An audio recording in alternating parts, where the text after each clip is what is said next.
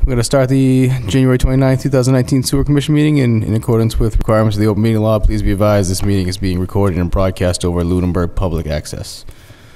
So, any announcements? I don't see anything. We have Sean Flanagan from Sean Patrick's. He had confirmed. Oh, Mike, can I talk? Where's your mic? I know, I didn't even. Just shifting this down. Yeah, just shifting mine down. He had confirmed he was coming, but I did not hear any change to that. You okay? I thought it was sold to Sean Flanagan, wasn't it? It didn't go through. Oh. So they are still Interesting. the owners, and Colleen Flanagan is the contact. Oh. Okay. Dan Proctor is not coming. Yes, he is not. I do have we received the full set of plans last Friday, and I did send you all an electronic copy of the plan. It wasn't very sewer specific on sheet number 4.0, so I called to ask for more. He called Jack and they discussed what is there. The issue is the pavement that they drew on that sheet covered up the proposed connections. So Jack has drawn on their discussion. And then I've asked for a revised sheet 4.0 Okay. for that. Jack saw no issues with it. He had one small design change, and otherwise it's fine with him. There is a public hearing on the 11th for Yes. that, so What does he need from us right now? Nothing. no, nothing. It's just in preparation information. Yeah, No, it's good to have. and as long, yeah, we've been waiting on that plan. Okay. So, just a comment on that, in case you have any input, Barb. I know he's going to go to the planning board, and if the planning board usually does a peer review of things like this. If they do, then we would probably be wise in using that same engineer to look at the sewer design. I have that notated for 400. That's the big Yeah, for complex. sure, that one. This one I did not. It sounded with it's just one toilet in both the relocated building and the new garage. So I hadn't given them that warning. Yeah, that's what he has now too, right? So it's not like he's adding anything. Right. Well, he is adding, right? Then he's moving the building, and then he's adding another building. Right. With two. But he had a garage at buildings. 400 before. That's Right. I don't think he's right. adding any. I don't think he's adding any toilets or compared to what he has Right. now. right. Were you thinking of having peer review by the sewer commission also? No, by an engineer, because I mean, by an engineer. I would hope not. I would hope, usually One which should, usually the planning board would just tell them also look at the sewer design. Because I don't know, the garage, I don't know what the drainage in the garage is, if there's any floor drains. I imagine there would be. I would imagine, which is a whole different kettle of fish. require oil Trap changes. and blah, blah, yeah. Maybe. There's nothing in that drawing that shows, I believe I remember seeing a grease trap. or just a drain in the floor of the garage. I don't think it goes into that detail of what's in each building. We can Yeah, it table it might down. We take don't a while have to, for yeah, me to we don't get have to through do it right And now. yes, he Yeah, can no, come no. on the 12th, so. So we'll just Yeah, I just wanted to make a comment, so if you talk to the asked. planning board, we want to jump on that, because that's the most cost-effective way for the Okay. Yep. applicant. Good evening, everybody. Hey, hi, Joan. Good evening. All right. Okay. Public comment? Any public comment from the board? Any public comment from the public? All right. All right, budget discussion. You said you're going to hand it out so we didn't have to squint at our phones or tablets? Yes. And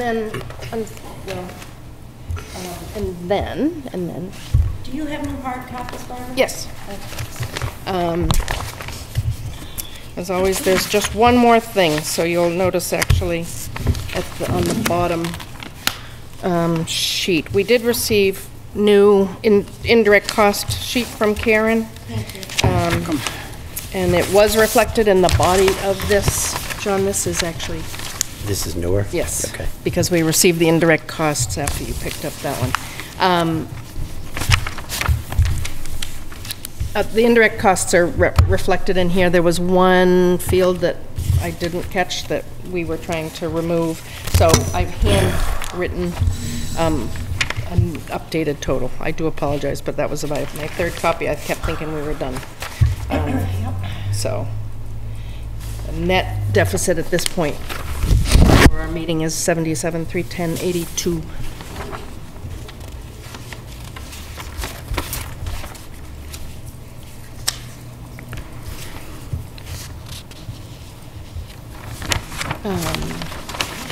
The budget reflects everything we discussed on the 22nd. It reflects purchase of service, new numbers, but I did get an update from Karen that they're restricted or they're controlled by a standardized set of account numbers, so she and I will be working on them. We'll still have them have their own account numbers, but they won't be what you're seeing here. That was just a proposal to Karen. I'm sorry. What That was the purchase of service account numbers you wanted all to have their own, so we could track expenses. Barbara, sorry if I missed something. When I left the last meeting, I thought it was 75,500. Yes. 500 now. This one is 77. Right. Indirect costs that we got today changed that a bit. And that's the only monetary update that was made since the last one you had received. And that was on which lines? Is that? That's in the orange right there. Ah, I see it. Thank you.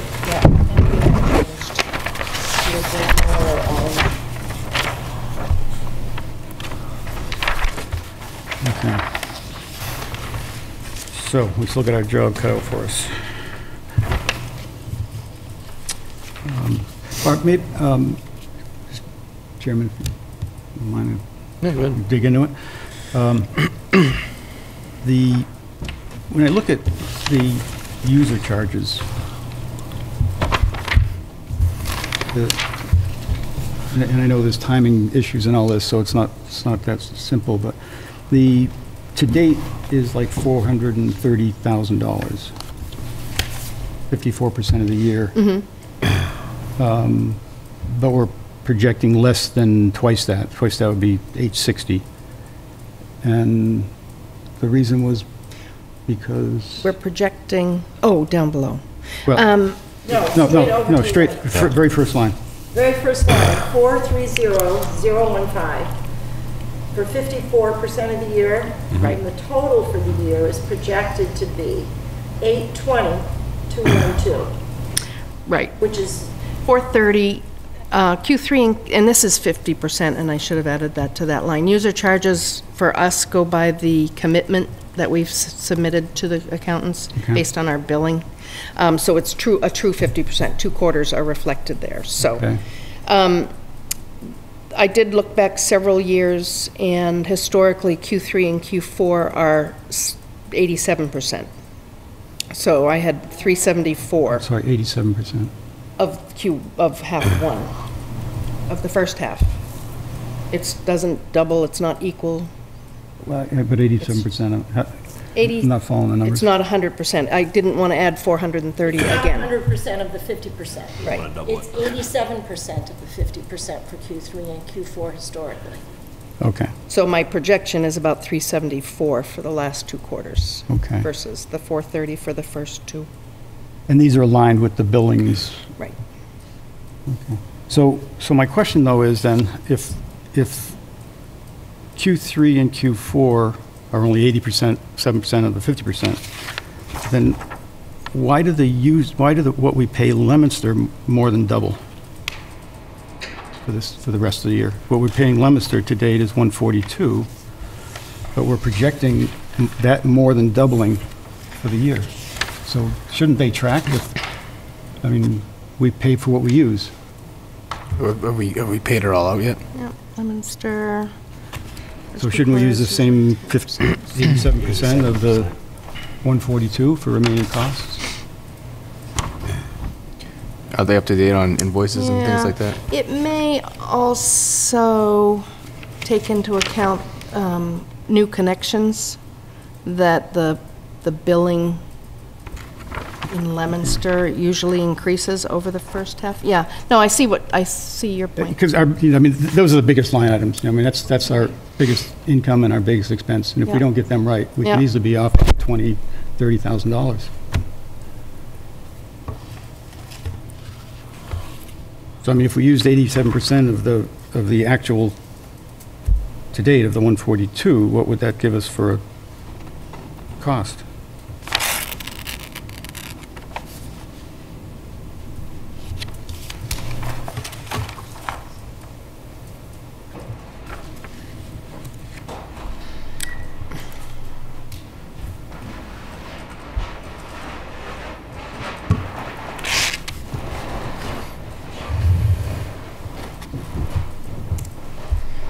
That adds 124, 124, 160, is yeah. that what you get? 142, yes. So the two of them together project to 266, 875. We had a rate increase, customer increase. 266, 870. So, and up above, we take into account, after that first projection, we go into rate increases too. So, So are you saying, Barbara, that the 305, 694 should be 266, 873? no, because you're not taking into account new connections throughout But didn't we this year and then FY '20. Didn't we do that for the income side? Or did we not do it for the income side either? The new connection? the new 370, users? so 430 plus 374. Actually, it looks as if we took instead our estimated budget of 804 and should have taken that. So the, whatever that is, the 430, 015, and the 374, 114.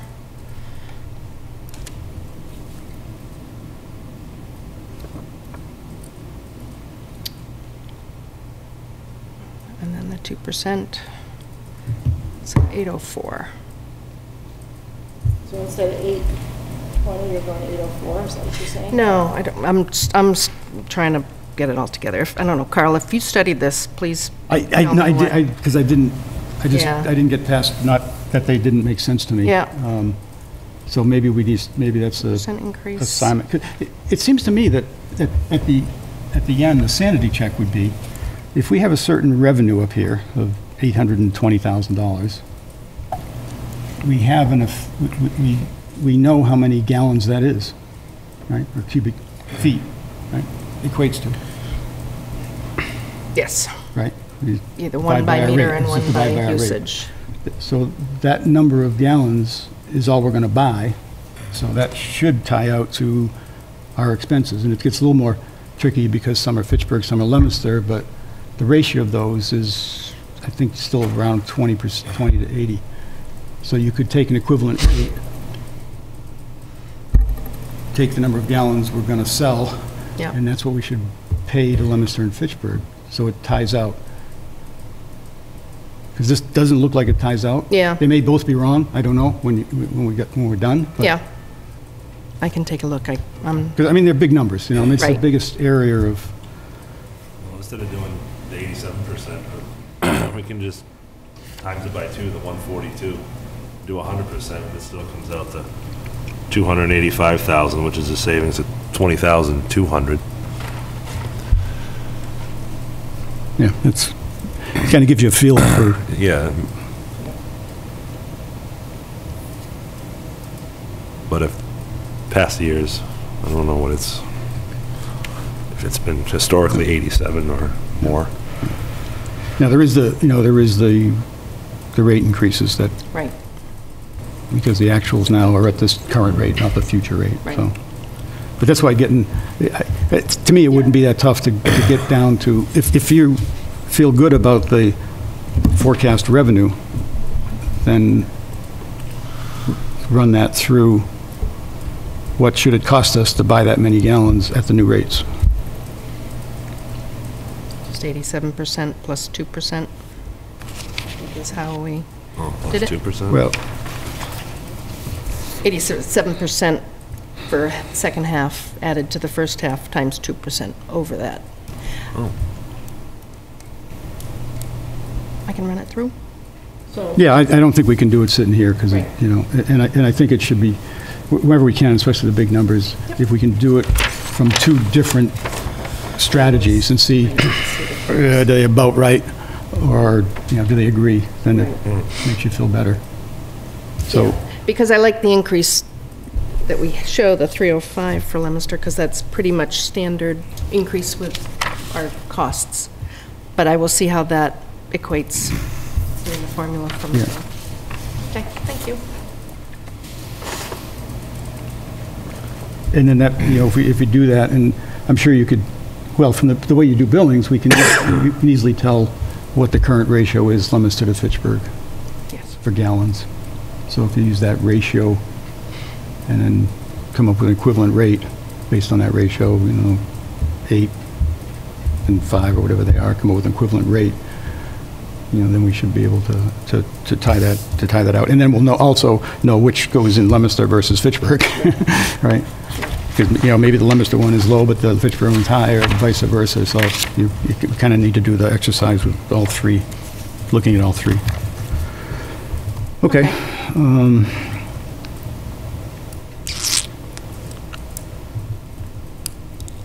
Didn't have anybody else have any thoughts on the revenue side? Because that's,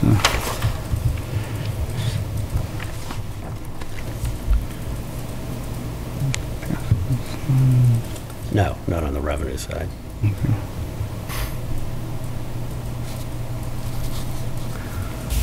I don't have any questions on the revenue side or the payroll. did we add on the revenue, because it looks to me like revenue, I know it's not revenue, but the capacity stabilization. capacity? Yeah, reserve Down capacity. below, I believe, as a Which pa- transfer. Which page is, which page is that, the last page? The last page. Last page. Yeah, in the gray, Okay. reserve capacity stabilization fund transfer of 8,000. So what is the actual amount in the reserve fund at the moment? Oh, that was a to-do I missed. I didn't know, I went looking and I didn't get it final, so I apologize. Because we kind of just based that Right. 8,000 on what we maybe thought it was, but Right, and I can get that.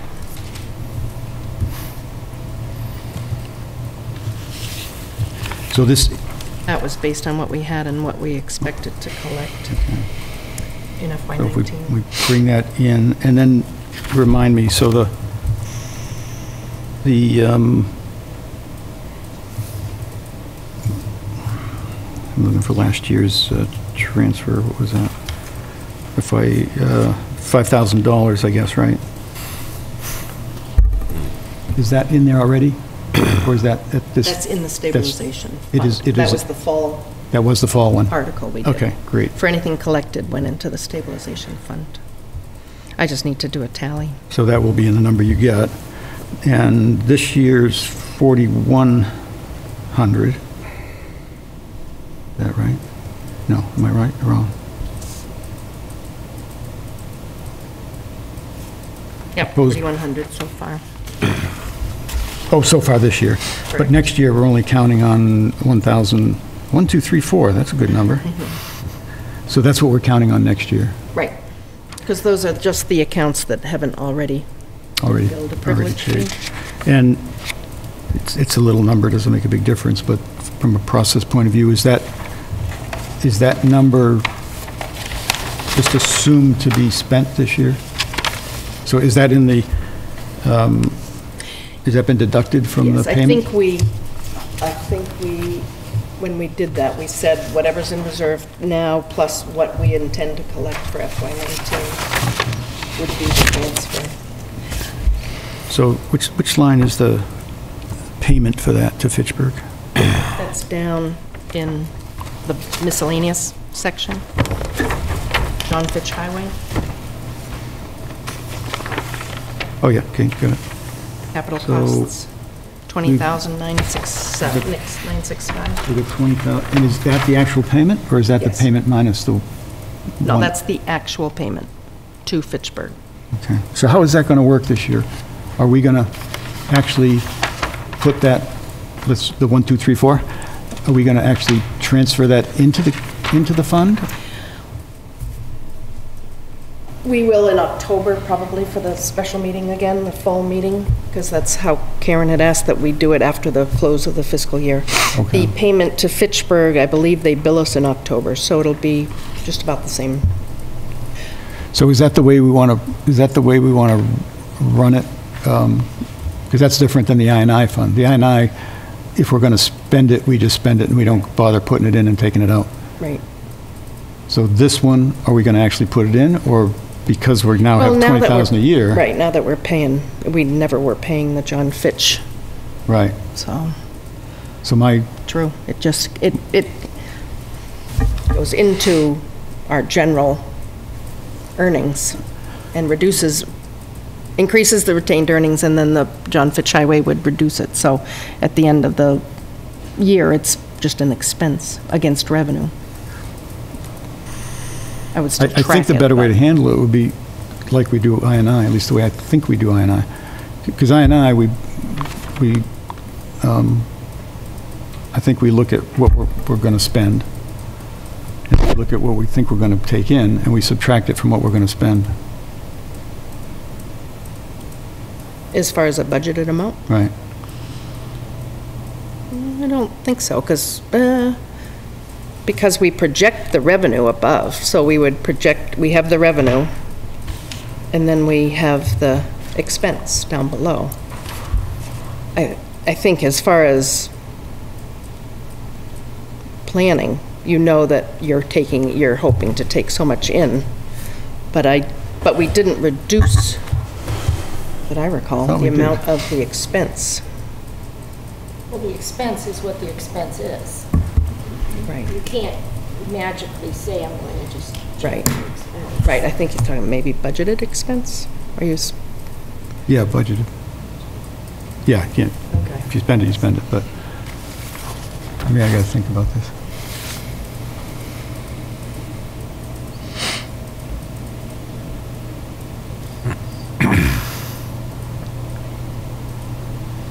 If we leave it the way it is, then we wouldn't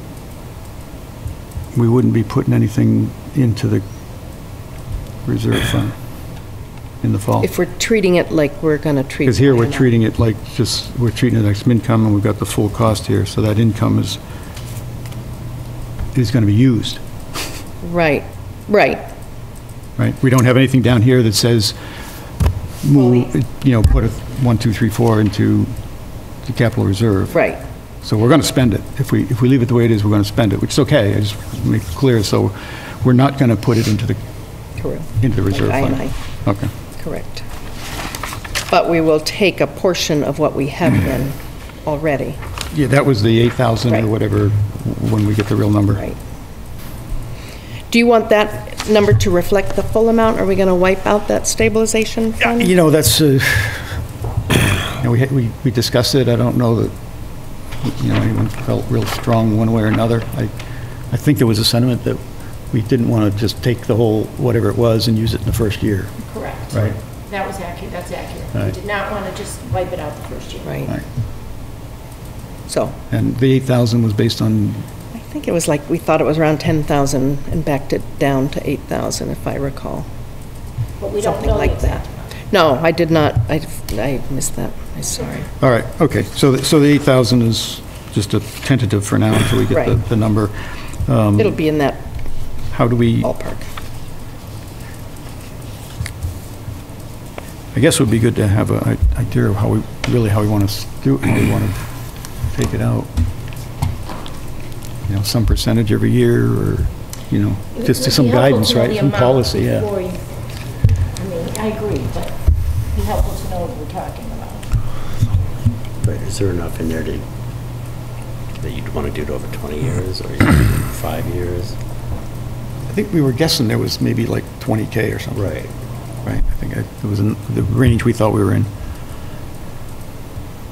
And how did we get to I don't know what 8? the benefit of, well, I should, How did we get to 8? benefit of leaving it there. It's if we've got this $20,000 bill coming for the next 20 years. Well, it just, it softens it every, it sort of softens it, right? Because if you take it all out, then the whole 20's got to come out of the operating, right? All right, so then you might want to do a transfer to keep putting some in. Yeah, that's what I'm trying to, what is our strategy? Right. What's our policy regarding what we take in, what we show in the budget to use that year?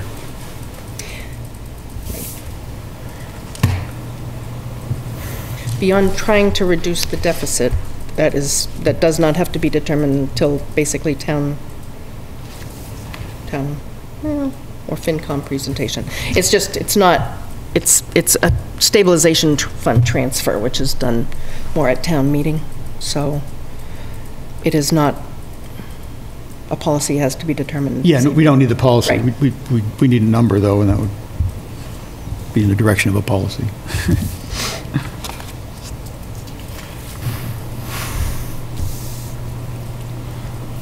Okay.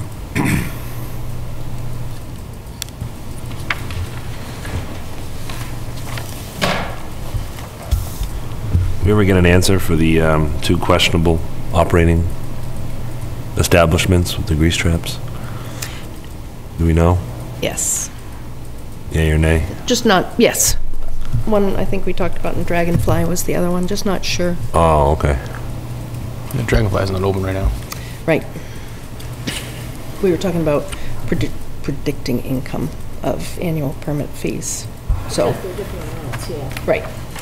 So, just talking that we may have a reduction. May not, may have new ones we don't know about. Oh, so what was the question posed? Is if they are going to renew their permit? Right. Yeah, it's just- Whether we'd have They're still a operating. restrap permit. Oh, well, I think Dragonfly will. I don't know. Who was the other establishment? Kebab. I don't know about Kebab, but Dragonfly is just doing renovations, so they'll be operating again.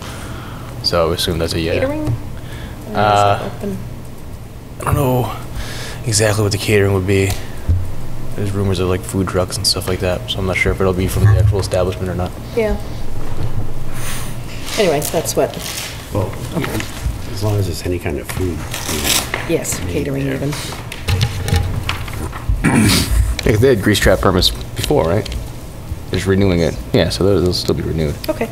I just didn't know. It had been very quiet. I haven't Yeah, seen much. she just had a baby and then they're closed for renovations. So, That helps she's why busy. I haven't seen much of it. yeah. Dragonfly, Oh, the owner, Jocelyn, had a baby. yeah. Wow.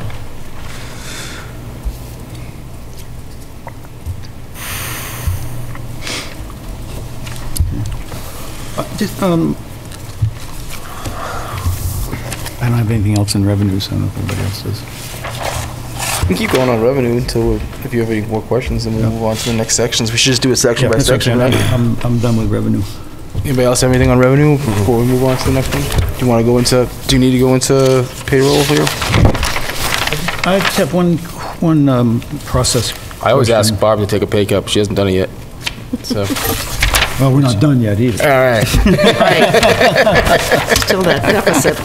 let's give her a raise. Take care of that. Yeah, it's just a small one. I'm just wondering, process-wise, the COLA thing. Yeah, what, is that new to this year? It is new. I is it? explained it last year, Sorry. that's all right. I have reached the top of the pay scale, the grade I'm on. So anyone at that point receives a cost of living adjustment instead, and that's voted on at town meeting. So I had asked Karen. What's voted on? York? The cost of living increase for those that are at the top of their. Oh, so for everyone in a lump. Right, So it's not It's not- just, Anyone not who just doesn't have a specific to step. you, whoever's. correct. There's other people that are at They the top of don't it. just move you to the next step? Nope. She's at the top. There is no step. step, right? No, there's no more, Right. there's no more The step. next grade, it's grade. Yeah, it goes by grade, level, right? Step 6. You're at the top level of grades? You No, can't move I'm up? just at the top step of grade 11, which is what this position is. Oh, they don't let you go, Rated at. they don't let you go to the next. Right. So, anyway, so the COLA was a recommendation by Karen. I had asked, like, what do you do? If it's the town, it comes from a salary reserve fund. So I said, do we do that? And she said, her recommendation was create this just line item at 3%. And then if it's not used, it reverts to retained earnings. It's not used, so. So it's in there as In case, in case it gets voted on, in case it comes from our fund? correct. Well, it will would come from our fund, yeah, so it's just if it gets approved. Right. Well, hopefully it gets approved. I would hope. And I imagine 3% is probably the highest, so.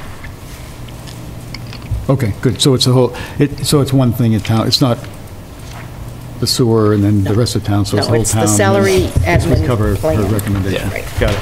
That's crazy, though. Why are you involved in that? That Why was is when they determined, Because it's not town money, so the town voting on it means nothing. So why would the town vote on your salary when it comes from an enterprise fund? It doesn't make any sense. Non-users voting your salary. Yeah, why would non-users get to decide what your salary is? no. Yeah, it doesn't make any sense. Right, but I'm a part of the salary admin plan, so. Our position is a non-union position falling under the salary administration plan. But what, but it's not the fund. I mean, we fund it through the sewer. But it's her rate, so it No, I understand the salary part of it, but why is the town voting on Barb's salary when it's not the town's money that's paying Barb's salary? because it's part of the salary administration plan, which by our bylaw, it's voted on by the town. No, I mean, obviously I disagree with it, but if it's a bylaw, there's not much I can do about it. But you understand my point, that it's, if it gets shot down for some reason, I don't think it will. The town usually is, people are good at making sure people are paid appropriately, but I just don't like the town itself, or the, 80 people that show up to the meeting, voting on Barb's salary. It's not even, it's not their tax money that's paying for it. So, I don't think a lot of people know that. if anyone's watching, which no one usually does, But they're not just voting on Barbara's salary, that's the whole thing, they're voting on the policy for the whole town. Yeah, and but- she right, happens to fall right. into. that's what I mean. We understand. Why is she in it? They She don't, should, yeah. I feel like an enterprise fund person is different than a town employee. Because she's a town employee, but she's not getting paid by like the taxes of the town. It's an enterprise fund, and we're like the only enterprise fund, so it's kind of, how do you deal with that? It doesn't make sense to me. But I'll vote for you, Bob. Also the personnel committee, because Got my vote. You need like 60 more, and you'll pass. personnel committee controls the job descriptions, all the grades, the steps. No, I get all the grades and steps and all that. Right. And I understand that the whole point of it. The only part I just disagree with is that I feel like for town personnel that makes sense, but for enterprise people, it doesn't. But there's nothing we can solve with that right now. Best of luck. Thank you. I don't know what the benefit of being a town employee is with this craziness. They get to vote for money and all this. It's nuts. Anyway. But we appreciate it, Bob. If it were up to me, I'm in a heartbeat. It's just crazy.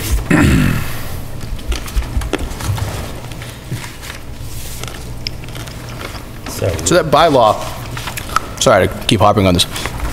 So that bylaw makes it so we couldn't even make up, like as a commission, if we just wanted to vote to increase Barb's salary, we couldn't do that because that bylaw states that it has to be grades and steps and things like that.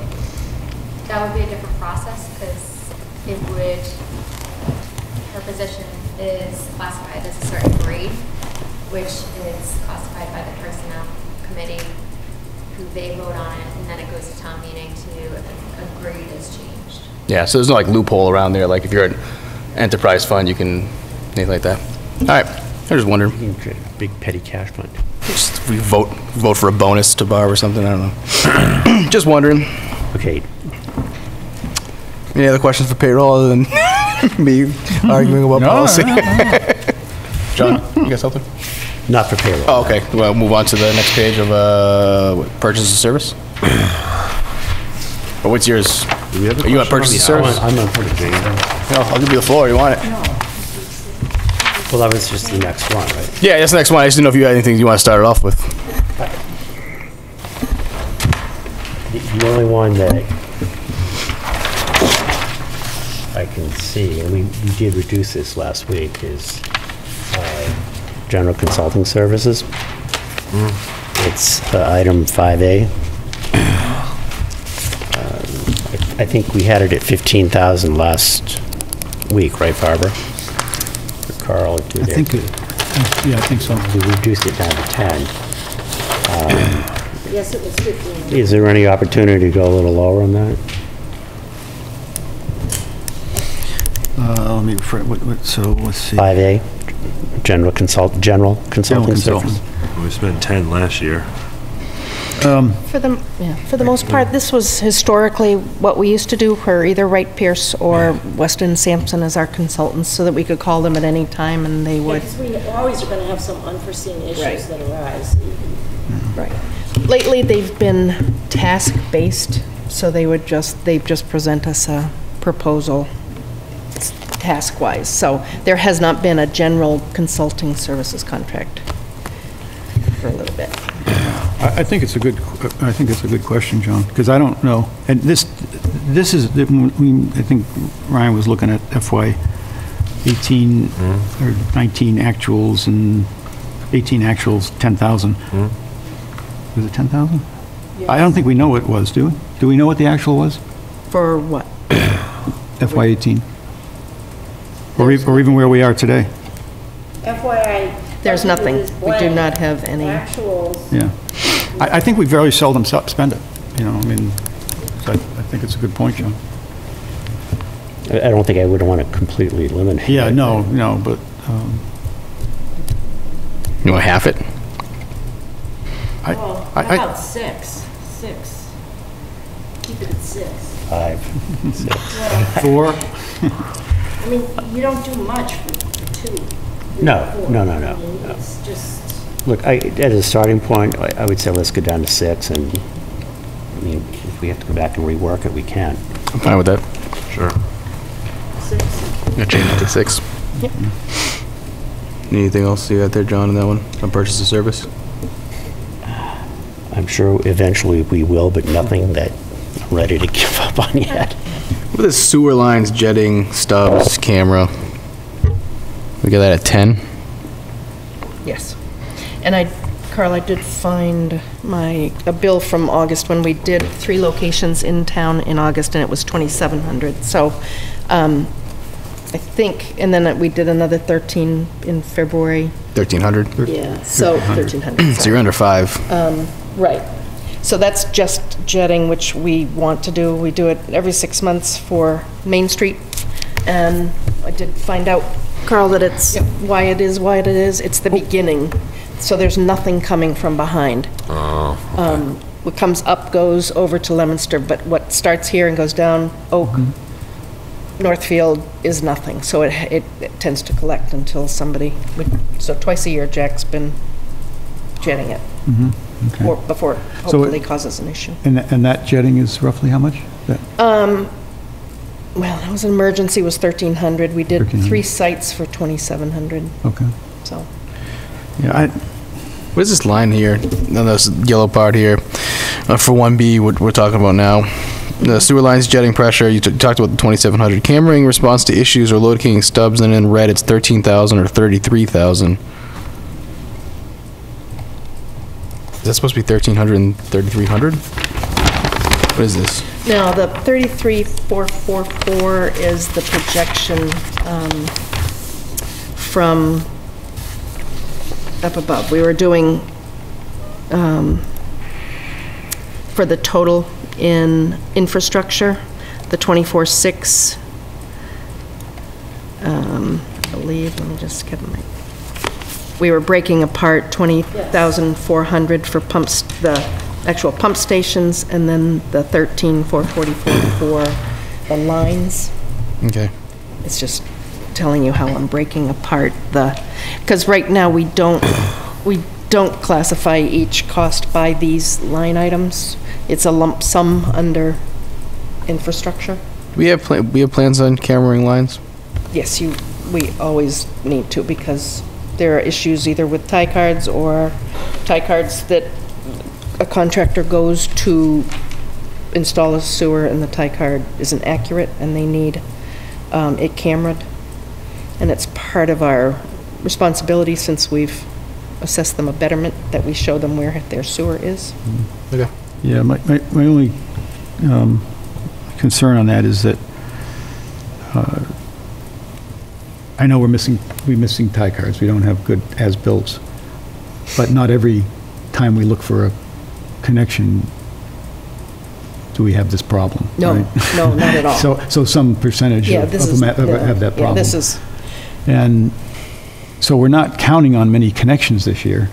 So why would we count on many problems this year? it can come by even someone feeling out, developing property where the stubs are on vacant land. So it's not always active connections. But if someone's been charged a betterment and they're asking where the stub is, it's not always a direct relation. You pay for that, though? We do, because So we if get a someone's betterment. if someone's just curious about it, we pay for that? Usually for development, we should be able to provide a We tie. were supposed to know where Yeah, every betterment is supposed to tie in. right. Oh, so we have to just, Yeah. We Okay. should have it. so 10,000's a comfortable number? Again, my infrastructure is our emergency fund. That is if we have failure. And it's my, I get nervous about reducing infrastructure, because that's basically our emergency fund. The only question I had when I was looking at infrastructure was, I know that when we took the line item for the upgrade for the irrigation meters, we were very careful to subtract out the postage, because we didn't want to double charge ourselves in here for the same thing. Right. In addition to taking out the double postage, did we give any thought to taking out other duplicated services? For instance, your time doing it now, we pay for. And in the upgrade, we're paying for something that will do that and release that time. So is there any way we are duplicating, you understand what I'm saying? Services in those line items. We pulled out postage, but is there anything else we can pull out? Is there any other items that the upgrade will pay for that we have in other places in the budget? So I'm asking you, Barb. The contract, our outsourcing contract with Small Water will hopefully be, well, if all goes well, can be reduced by that. The fact that no longer do we have to have a manual reading of the meters. Okay, so do we have a ballpark figure for how much that is, and can we pull that out of Small Waters? If we're gonna put, I don't wanna put the money in twice. Right. If we're putting the money in for a new irrigation meter system, then why are we paying for the old system and the new system? We should pay once, whichever direction we go. That money will go either to A or B. So I'm thinking that we might have some extra money in here where we're duplicating, we're paying two things at once. And I'm looking to you, Barb, Yep. for the specifics of where you think we might pull some of that out. Yeah, that's about it. Otherwise, it's billing time. So billing time, Small Water, and postage are the three things you can think of. And we've pulled out postage. Can we pull a little out of Small Water? Can we pull a little out of... And Well, yeah, Small Water spends a finite amount of time checking irrigation meters. It's probably not a lot, but right, They did give us an amount the first year. Right. And it was, refresh my memory. It was $12.50. $12.50, correct. So, 1,250. Yeah. I think that's the so number I maybe we can remember. pull that out of Small Waters, that amount. I'm just thinking about duplicating Right. costs. just had a thought. Yeah, I and agree. That's a good point. on that same kind of bent, I do recall Fran saying a meter usually when it's malfunctioning reads lower than higher. So it also may increase the credits that our customers are getting if they have a new. So that can have a negative effect to your revenues, you don't pay for it as, Go a year and see how that right. works. But I'm saying, it's kind of like, I wouldn't, we did assess a 5% increase for the contract, just as a guess, because this will be a new contract for outsourcing. We could maybe come down on that because we would possibly not have meter readings in there. Yeah, that's what I was thinking. I applaud you. That's the way we should be thinking. The only problem is reality sets in, and until people get new meters, we're going to have to read them. Right, so there's going to be a period, unfortunately, where there's actually going to be overlap, where it's going to be worse. You're going to have to pay We're going to be paying twice, That's true. which gets into the whole discussion of having people convert by a certain time, because until you have them convert, you haven't done a lot to help. Well, except if they were going to charge, if they're going to pay for the meter being read as opposed to that $50. Yeah, so that's a good, but do we have that? So that's a good Yeah, point. is the So what do we have in here for revenue? Yeah, is It's there up revenue above. from the? It's in here. In the revenue line. Yeah. It's a 1A manual meter fee.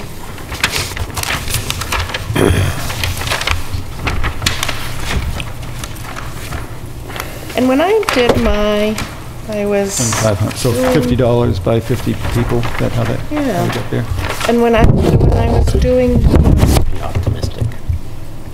geez, I was doing something today and I tallied my irrigation again, and it was closer to, it was when I was breaking it out from the outsourcing RFP. It's closer to 60. So we could put that up to 3,000. In the revenue line? Yeah. So you're saying to increase it? Is that all right? Yeah. We have 59 right now, so. And if they read so well, everybody's going to jump on. But I think Carl's right, that FY20 will probably be the tough year. So Barbara, tell me again what you just recommended. I just changed the line in revenues 1A, manual meter fee, to 3,000. From 2,500, yeah. Got it. So, I know we're going to get to it later, but plant a seed on that transition thing we should get some idea from Small Water in the quote of per reading or something, because if it's just one lump, it's this much for 60 people, and we're down to 30 or 20, then we won't really know how much it should be, so. Well, if they give us one lump for 60, we can divide it by 6. No, you can't, if I were them, I would say no, because I got a certain amount of overhead, I can't, if I have one person, that I got to go read the meter, it's not going to be $25 anymore, or whatever, $12, whatever. The way So, you're right, I think, but you're not sure. Well, but then they're not going to give us a price per reading, because then they're going to say, well, it's going to be a different price, whether it's one reading or 60. Yeah, they might, that's the reason you ask, because you don't want them to tell you that when you only have 3 meters left. Just for that Yeah, RFP. and the way I wrote it in the RFP was, this meter reading may or may not be included in the contract. We could also say may or may not be included in all 3 years, that, something about the fact that it may be reduced in years 2 and 3 Yeah. or something like that. Okay. And that's the same infrastructure area. We've gone up on both of the first 2 lines, right? From 10 to 16 and from 8 to 10. Why do those need to go up?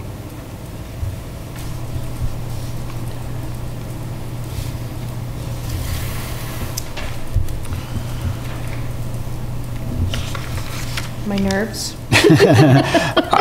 That's an answer, yeah. A woman's intuition. We were reducing, we had 5,000 in, for FY19 under irrigation meter system upgrade that isn't going to correlate. Our FY19 budget was 24,600. We're just increasing our FY20 to 27,400. We reduced that irrigation meter down to or decreased it to 1,000. So I just took a little bit of the extra Did I put in Yeah, there it what the actuals spent So, were? Carl, you're talking about last week they were at 20 and 13, and we lowered them to Sorry. 16 and 10. Last year it was at 10 and 8, Last year, right, 10 and 8. But we and now we're looked at up to 16 and 10. We're up to 16 and 10, but before we worked on the budget last week, we were up to 20 and 13, and we reduced them to 16 and 10. Yes, we did. Yes. just Do you want to saying- do some more? We're still $77,000 short. Or whatever the number is. I was taking the projection and projected out to 24. We 77, reduced it yeah. to 16. You see that on here? Yep. It's, you know. It was value. 24, and we reduced it to 16. Right. Okay, now, this pump station equipment is different than the spare parts that we ask Small Water to put together, or do some of these overlap? This would be infrastructure. Infrastructure is hardware, and so that would be any spare parts. But those monies have been, those are all either spent in FY19 or encumbered for parts still to come. Right. But that's the line where, and again, this purchase of service account is one account.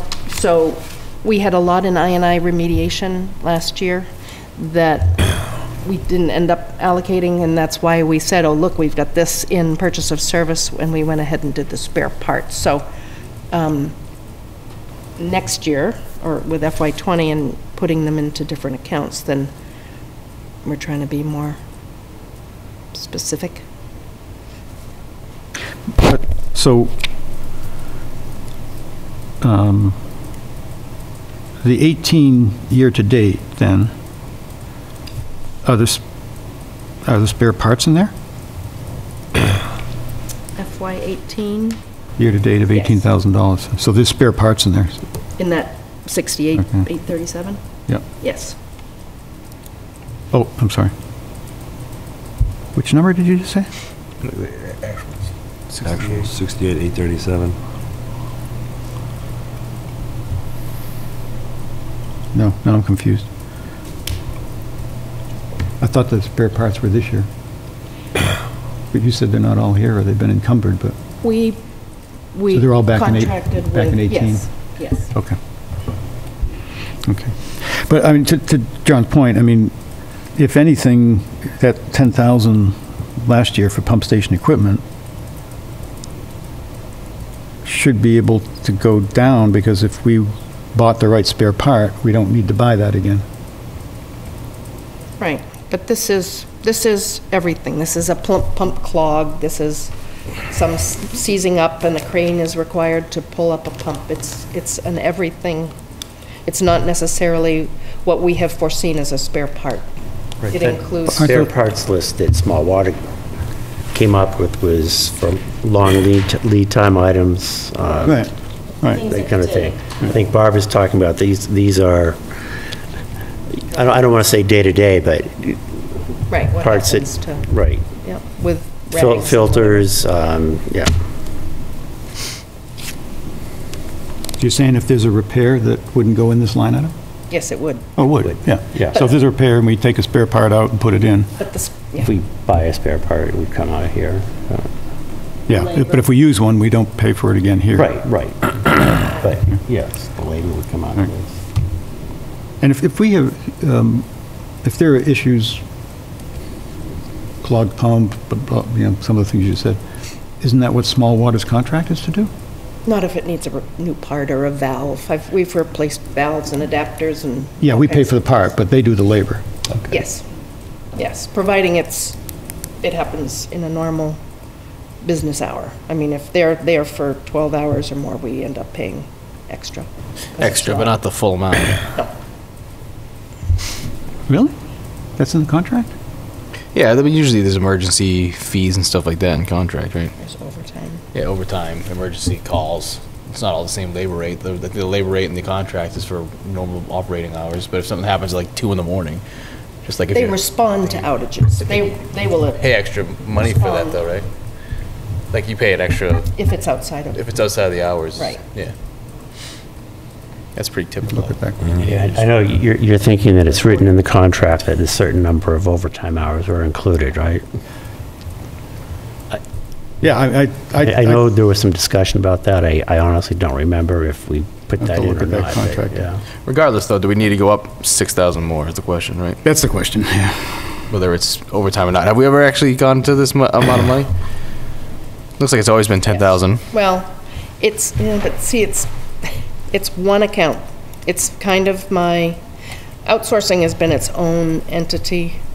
But between any repairs, I remediation and infrastructure are kind of, whatever is necessary to get the pumps back up and running is the monies it comes from. So I just hate reducing it too much. Do you have a bad feeling for this year? FY16, we did 25,000, FY17 was 21, FY18 was 68, but did include a lot of the spare parts. So it's not something I want to reduce too low. It's just my concern. Well, I mean, it's up to you, you can do it, but Right, and it is our actually, emergency based on fund. what you originally wanted, which was Right, 20,400 or right. yeah, I understand, and you may well be right, but Trying to do make it you less have any, than do you have 77,000. any ideas then of how we're going to find $77,000? So, I mean, Right.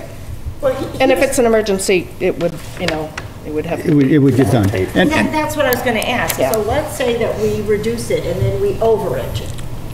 Okay, so what happens then? It reduces our retained earnings at the end of the year, because we've gone over what yeah, well, our expectation.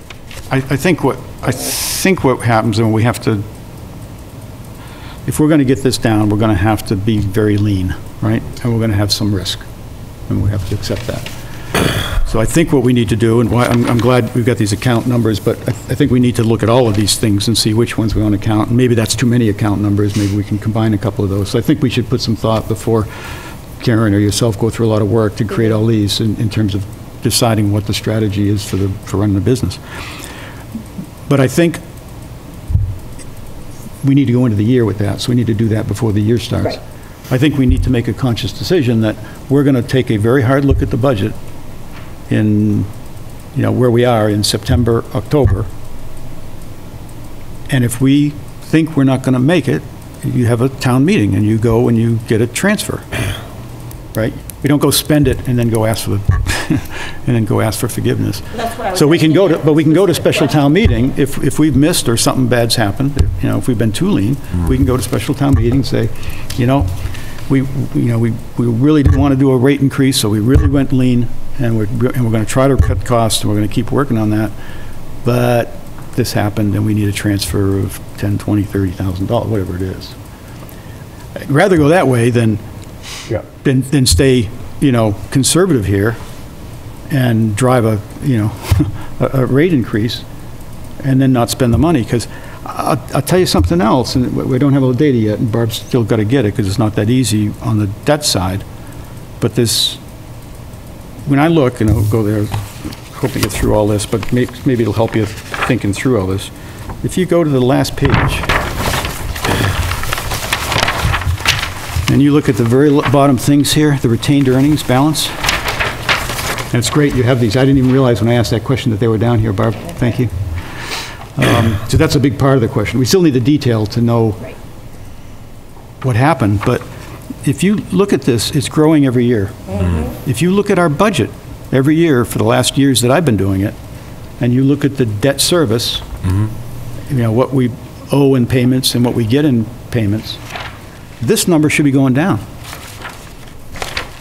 We project every year that number goes down. So to me, one of at least two things could be going on. One is people are paying off their betterment at a very high rate, so that our projection of income versus debt, debt service is positive. Could be that. But it also could be, we're not spending everything we budget, and it's just falling back into retained earnings. We don't know what we spend every year. We don't, yeah. And Barbara's going to find that out for us. Right. So, you know, we see all these things that say actual. Well, they're not actual. They're what the actual budget was, but they're not what we actually spent. So I'm thinking that we've been, you know, being conservative, which isn't a bad thing if you can afford it. I don't think we can afford it this year, and I think we need to understand how's our budgeting been? You know, how's our forecast been? Because if our forecasts have been way off, the last thing you want to do is get in a situation where you've got to increase the rate and put more money, you know, from our customers in the bank. Yes, agreed. So that's why I think we should find a way to get there, fully acknowledging where we think the weak spots are, so we can pay real close attention to those line items that we think maybe we cut it a little too close to the bone, so we see it coming well in advance and we can go back to town meeting. I hope we don't have to do that, but Well, that's worst case scenario. That's not. I don't think it'll be. Are you suggesting going back down to 10 and 8? Or even lower than that? no, I wouldn't suggest lower than that. Okay. Then I would suggest we go back to 10 and 8. Barbara, how do you feel about 10 and 8? I know Be it's, spent, I'm pretty How sure. about 12 and 10 instead of 10 and 8? all right, well, let's use 12 and 8 as a starting Yeah, let's see where it gets us. Let's see where it gets us, yeah. It's only a budget, right? Barb already has this spent. This is already spent.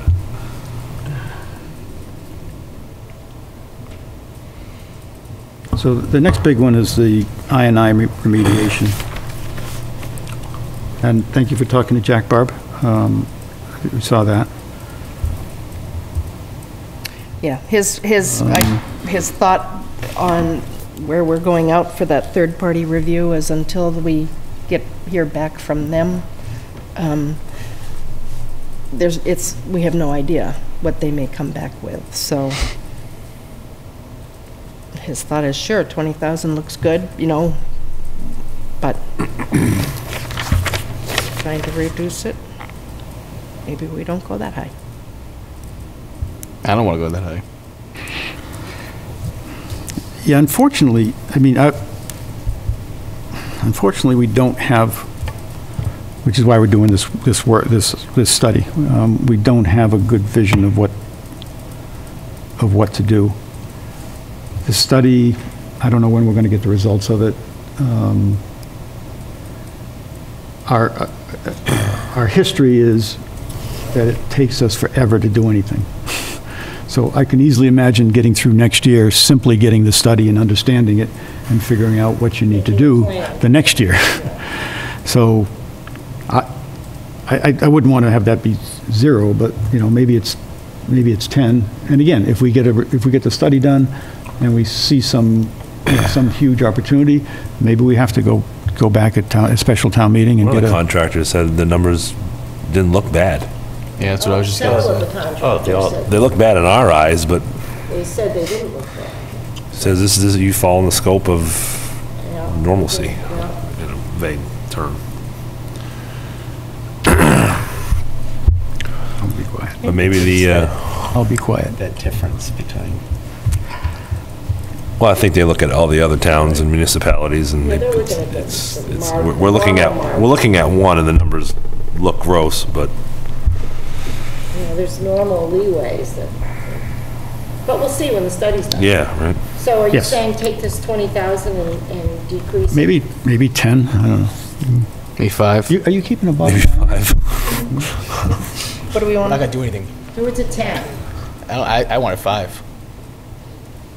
I don't think we're going to do anything with I&I. I think 5 is even too high. I don't think we're doing anything this year with it. I've been in this commission for 4 years. We talk about I&I every freaking week. How much money we spent on it, I don't know. Well, you've been on the commission for 4 years? Yeah, it's 4 years. I always came on, I was appointed. And then my 3-year term is up this year, right? Yeah, so 3.5, almost 4 years, yeah. We can cut it in half anyway. Jack's got plans for FY19. Okay. Well, we did do, didn't we do yeah, something? well, I'm not saying we didn't do anything. I'm just saying we're not gonna do No, we don't. $20,000 worth. I don't think we'll do We 10. could easily, you know, you could do, what did we spend on the manholes? We repaired 10 manholes for like 14 or 17, I forget where the engineering was. What does that get us? Let's move down to 10. Saved some, We'll see what that does at the bottom line. Yep. Again, if we Okay. need to come back, we'll come back. yep, let's do it. Just that Elizabeth Street alone is going to be 20, so FYI. Wow. That's for FY '19, so. Now you've poked the bear. I'm sorry. One street? That's this year. We're There looking is at next year. absolutely, I am very disappointed that that was a recommendation. Extremely disappointed, and it's why we don't do anything. Because One street. Wow. to spend $20,000 on Elizabeth Street. That's a line, we can talk about that after. That's a line item later on the agenda. Yep, So it is? Yeah. Okay. You have a moment in the sun later on. So I can remember. we're saying 10 now? Yeah. Sure. I still say 5, but you guys want to do 10. Should we have a motion here? No, yeah, for one line. I would lose anyways. I mean, what a waste of a motion. Well, when we come back to 5, you there can it is. celebrate. I'll get you guys. Okay.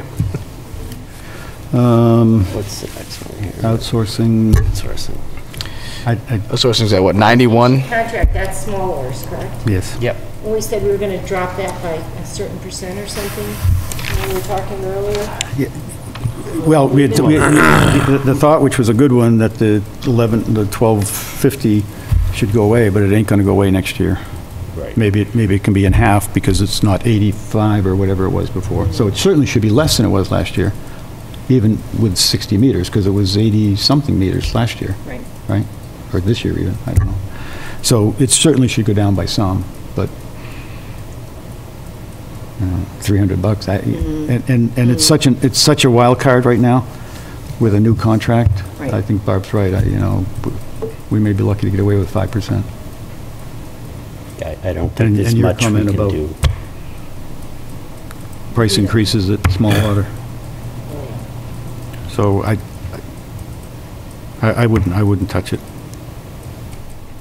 As much as I'm looking for places, I think it's one of our soft spots until we get the RFP. But I'm one guy. We're down to 56, FYI. Deficit, 56.8. You guys want to move to 5 now? Oh, thank you. Now I know. Next round, Bill. How about now? Once you guys agree to 5, I'm going to bring it down. That's just, we just talked about it last meeting. No, I'm not, there's so many other things going on right now. We will try to do it for FY '20, but 3640. There's a lot of things That's a going on. weird number, 3640. And it was it's based on, scientific. It had to have It was been. We couldn't imagine someone just pulled that out of nowhere. Yeah. That number will probably go up if it's based on a quote, not down, because things get more expensive over time, not 22 a year, less, so. 14 is the average. correct, and I believe that actually the pricing they gave me was in September, so My quote's it is over. going to be old. Yeah. Yeah, but I bet they don't change their pricing much on mailing. They're not going to go down. Postage goes up, though. Postage factor, you know. Anyway, Okay. Legal counsel, Yeah, that's a good one. that's a good one. You say we keep it at 5. Well,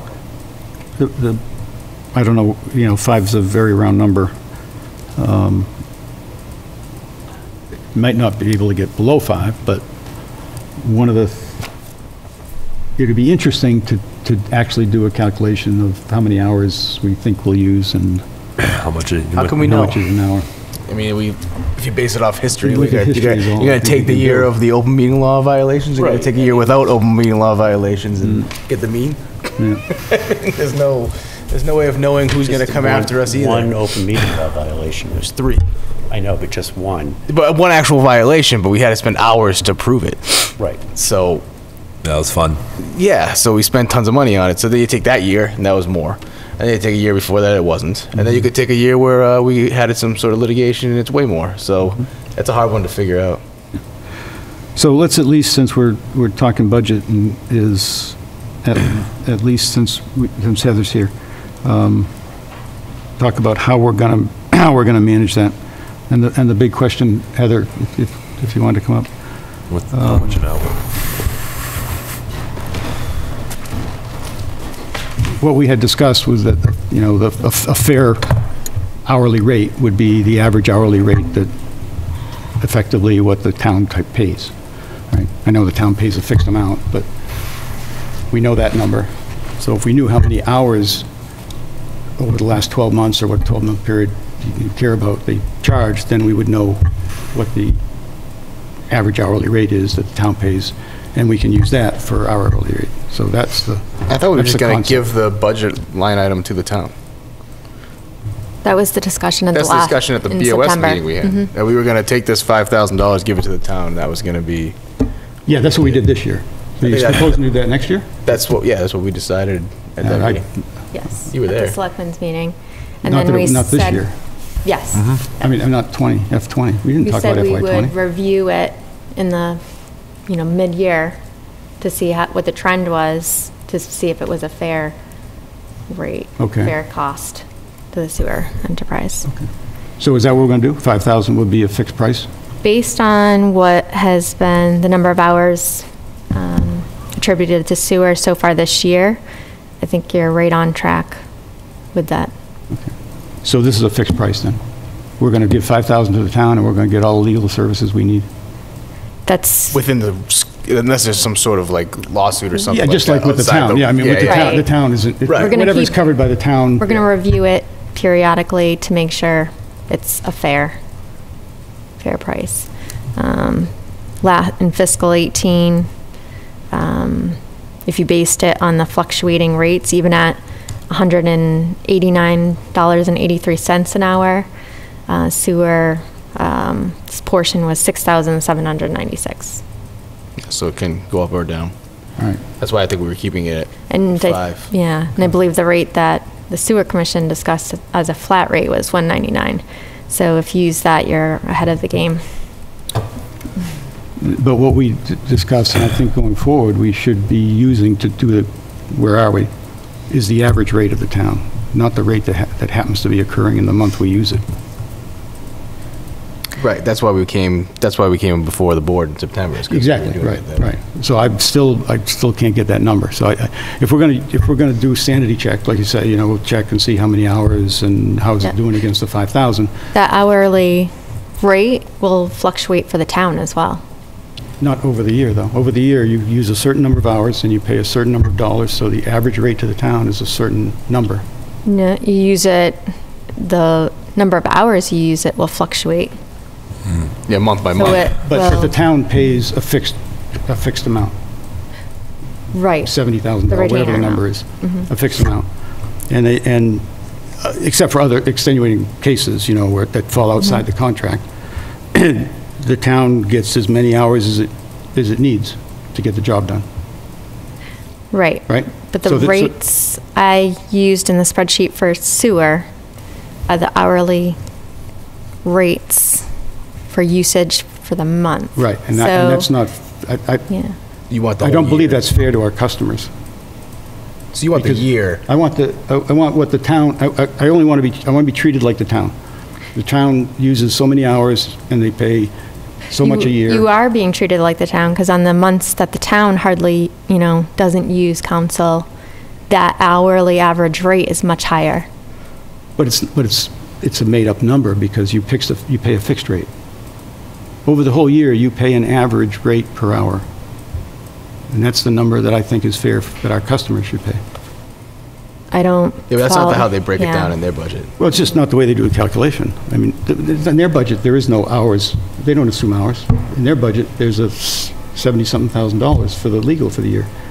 No, I understand what you're What they saying. spend in a month has no matter. It's paid monthly, and that's the only significance of the monthly number, is that it's divided by 12 months, I assume, and that's what gets paid. Yeah, so you're asking for, say it's whatever arbitrary number you're saying, 70,000. You're asking for how many hours did the town use? In a year, that's all. And then slice that up by, and then give us an hourly rate based on that, right? Yeah, just so, and For the it whole sounds like year. we're not gonna do it that way. What we're gonna do is look where we are mid-year and say, is this working or not? You know, are we spending twice as many hours as we thought we were gonna, and so 5,000 doesn't make any sense, or are we spending half as many? Yeah. But in order to do that calibration, we should agree on what rate to use, and I think the right rate to use is the average rate over the year. I think the way we're following it is actually, you know, it's more beneficial to your customers. The rate, the average rate is much lower than you'd pay for an hourly rate. No, but is it much lower than the average rate the town pays? That's the question. The town is Hours can- covering up the Why is it so difficult to find out difference. how many hours the That's- town got charged for the year? It's a whole nother process, yeah, but I spent you a get lot the of same time invoices, just right? doing this piece, Don't you Yeah. get, but you get invoiced like we I do. do. It says how many I do. hours in the month. yeah. So But I think this is the direction that I think is fair. It's on target with the budget. I don't think it's fair. Yeah. I don't think it's fair Well, that how our is it- customers should pay. Yeah, but if you go outside the town, legal counsel, it probably costs I'm more. not going outside the town. But That's, what I'm saying is the reason you're getting a rate like this is because you're grouping yourself into the town, but you're not actually using the town funds, you're using an enterprise fund. So it's going into with the town is beneficial to our customers because now we're able to use a retainer rather than going outside of it. So either way, you're going to benefit by using the town. it's beneficial only if I end up paying a rate that's less than going outside, right? But you Which are. is- Well, you are. Yep. But I have no control over that. If we have two legal events, and they happen to be in a month that it's a $600 an hour rate, that's what our customers are going to pay, $600 an hour. No, we're paying 5,000 flat. No, but when we finish this analysis and we go back and they say, oh, because the numbers they're going to look at, that is proposing, is like we've been doing now. And they're going to look at each month and they're going to take whatever the rate that month is, and they're going to say, okay, you've spent $600 times 20 hours. You didn't do anything for another 3 months, and oh, you hit another low month. We could easily get to $5,000 with very few hours. Yeah. And then the town is going to say, It can work in reverse too, Is that though. realistic? Is that realistic? Does that ever happen where you would see us getting some exorbitant? yeah, it's happened. hour- Look at the sheet. It's $600. It's happened No. before, but it can No. work in the reverse for you too, right? Yeah, it can. But that's what I'm saying. The best thing to do, the fairest thing to do is take the average that the town is paying.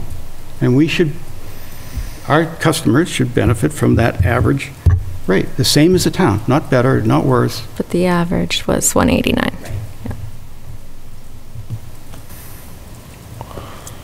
It is averaged out over 12 months. It is. So we'll have averaged some out. high months and some low months, as does the town. Yeah, but 189 is averaged over 12. Was the average rate if you take into account every month. That is Divided. a very reasonable average rate. And if that average rate includes some outline points that Carl has already referenced, but the end result is that we are paying that low average rate, I'm okay with that. I don't know why we can't get the number. Why can't we get the number of hours the town uses? Because the average rate for the town could be $150 an hour.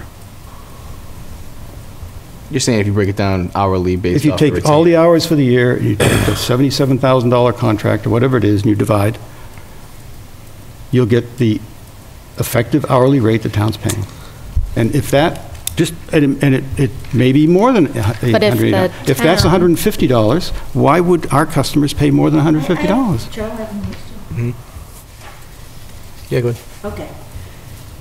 Was this method that you have outlined for us, Heather, that comes up with an average rate of $189 an hour for legal service, was that the method that the select people told you to use? I mean, No, it was what I came up with because it's a retainer agreement, it seemed the fairest way to come up with a rate. So I am 99% positive it's going to the rate is going to be very equivalent because it's taking the total number of hours used by the town each month and dividing it. So if the sewer used town council more, then they should pay more. Yeah, And if the town but not a higher used- rate, they should pay more in dollars. Yep, and if the town used more hours, the town pays a larger percentage. And that's the difference. But it's not the same as taking the average rate the town's paying. It's very different. It's very different. Because in those months that, or that month, whatever, that we paid $600, the town used very little Correct. hours, right? That's why it was $600. So that month, the town didn't pay a lot for legal because they didn't use many hours. In the lower months, they used a lot more hours. So if you take the weighted average, the town rate is going to be lower. I'd have to go through the whole exercise, with every invoice from MTC and But divided the hours. But that's, So, you get 12 invoices. You get an invoice every month. Yep. Give me them and I'll do the exercise. It's adding up 12 numbers and dividing by the contract value. I don't understand why that information, it may not change anything with our decision to just go with the 5,000, but I don't understand why that information is not available. it'd be added work for me, but yeah, I can do it. We have No, the our bills invoices. aren't segregated. There's, it's not like it's tallied total number of hours by town. There's So the description invoices of every. don't just show what the yeah, hours are. Right. But It's not how they're broken down. help me out here, Carl. What's the difference if it's averaged all at once at the beginning or averaged at the end? In other words, It's not the same calculation. you're true, it's a different formula, but I'm not sure your net result is any different, because what I'm seeing is indeed what you say may happen 1 or 2 months where we get paid more, but then there's also a big benefit for us because the town uses more legal hours. We could even pay less than what you're proposing to go through and figure out. No, it's just the opposite. If the town uses a lot of hours, it's not going to help us at all. Well, if we just do the In the flat month rate that of, we hit. if we do the flat rate of 5,000, it's a moot point anyways. Yes, but, I wouldn't have had this discussion if we said it's a flat rate of 5,000. It is. But That's what we're. No, it's not. What Heather said was, we're going to check it partway through, and we're going to see if it still works. Yeah, that's to make sure that we're not over-expending the town. So we agreed. But when you check it, you got to use a number to multiply by. But I'm going back to what I said before, there are some months it's going to benefit us, and some months it's not. But when you average it over the course of the year, you take in both outlying points, and therefore you're getting an average. It doesn't work. I went through the math. You run a couple examples and take the monthly rate. It's one- Barb, what were we paying as an hourly rate for the previous law firm that we were dealing with? Bard? KB. Oh, yeah. Yes. Joel. Depending on who it was. But what was the ballpark for our hourly rate there? Because that's, I can tell you, our labor council is $190 an hour. and so this is $190 an hour for labor council, and this is $189. I feel like we're almost beating a dead horse for a reasonable bill.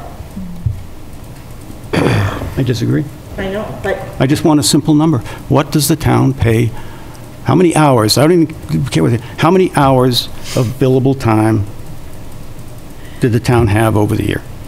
And with that number, I can do my own exercise and I can say, gee, boy, we're getting a deal, we're not getting a deal, it's important, it's not important. But our customers should be benefiting from, I mean, the town made a good deal, they made a good decision. They went So with what if you do that math and you find out that we're paying way less? What do you do then? Just keep your mouth shut? No, I'll tell you the number. I'll tell you the number. So then we adjust it and it hurts our customers. We just back up a minute. The $5,000 that we agreed to is for the current fiscal? Yeah. Yeah. and we need to come up with a number for next year. Yeah, and it seems like this 5,000 worked Yes. for the current fiscal. It actually looks like maybe if, well, we don't know the actual calculation, as Carl said. Last year we used them a lot. It might have saved, it might not have, but I don't know. that's, I'm comfortable with leaving it the way it is. I'm comfortable with leaving it the way it is. Yeah. I am too, but if Carl wants to do the exercise, then you can provide him the information Yeah. without, Thank you. without, Yeah. I'm in the middle of my own budget yeah. presentation in a couple of weeks. and- Couldn't we just ask Just ask Adam. Adam, and just say, how many hours did can see did the if he town can- consume? I bet he's got that number I can see if I can do that. like that. I don't mean to make work, but I bet he's got that number, because he's watching his accounts and his books and his billings, so I bet he Sure. can tell us, oh, the whole town, I spent 3,000 hours or All whatever right, it is. so am I hearing that we're going to go with 5,000 for next year? Yeah, I think we agreed that a while ago. Carl wants to go through the exercise, is that, Sure. and Adam can give him the numbers, and Sure. Great, thank you. I'm not trying to create more work. for you, Kevin. Yeah, no, I don't think it shouldn't be any work for you. I'm not trying to create work here. I think Adam can probably tell you the number. Yeah, hopefully it doesn't create work. But as a commissioner and as a citizen of the town, if you want that information, you gotta get it, right? Yes. I mean, I'm No, I'm just saying in general, I mean. Right. I'm sure Adam, he's gotta have the number, or their accounts department, hopefully. Yeah. Because I don't know how their invoices look and how much of a dig that would really be. It's broken down by different, so if it's a case, it's one invoice. If it's Yeah, so it's probably yeah, more than general just 12 government, invoices. You probably have a it's- bunch of yeah. invoices a month, Mhm. right? And who will be paying Adam's hourly rate for him to come up with that? It's under a retainer. If us, Is this going to sewer? There you go. I'll Yeah. always say, if you're ever asking, the answer is no, we don't want it to go to a sewer. Yeah, that's right. If we have that option. All right, so All right. we're gonna leave it at 5 for now, though. I think at the end of this, it's gonna realize that 5's good and it benefits the customers more. It's my opinion. Because if you Yep, broke I it hope you're down, right. I mean, we should just look at how many hours we spent and break it down that way and see what our rate was, and then compare it. Is that what you're gonna do?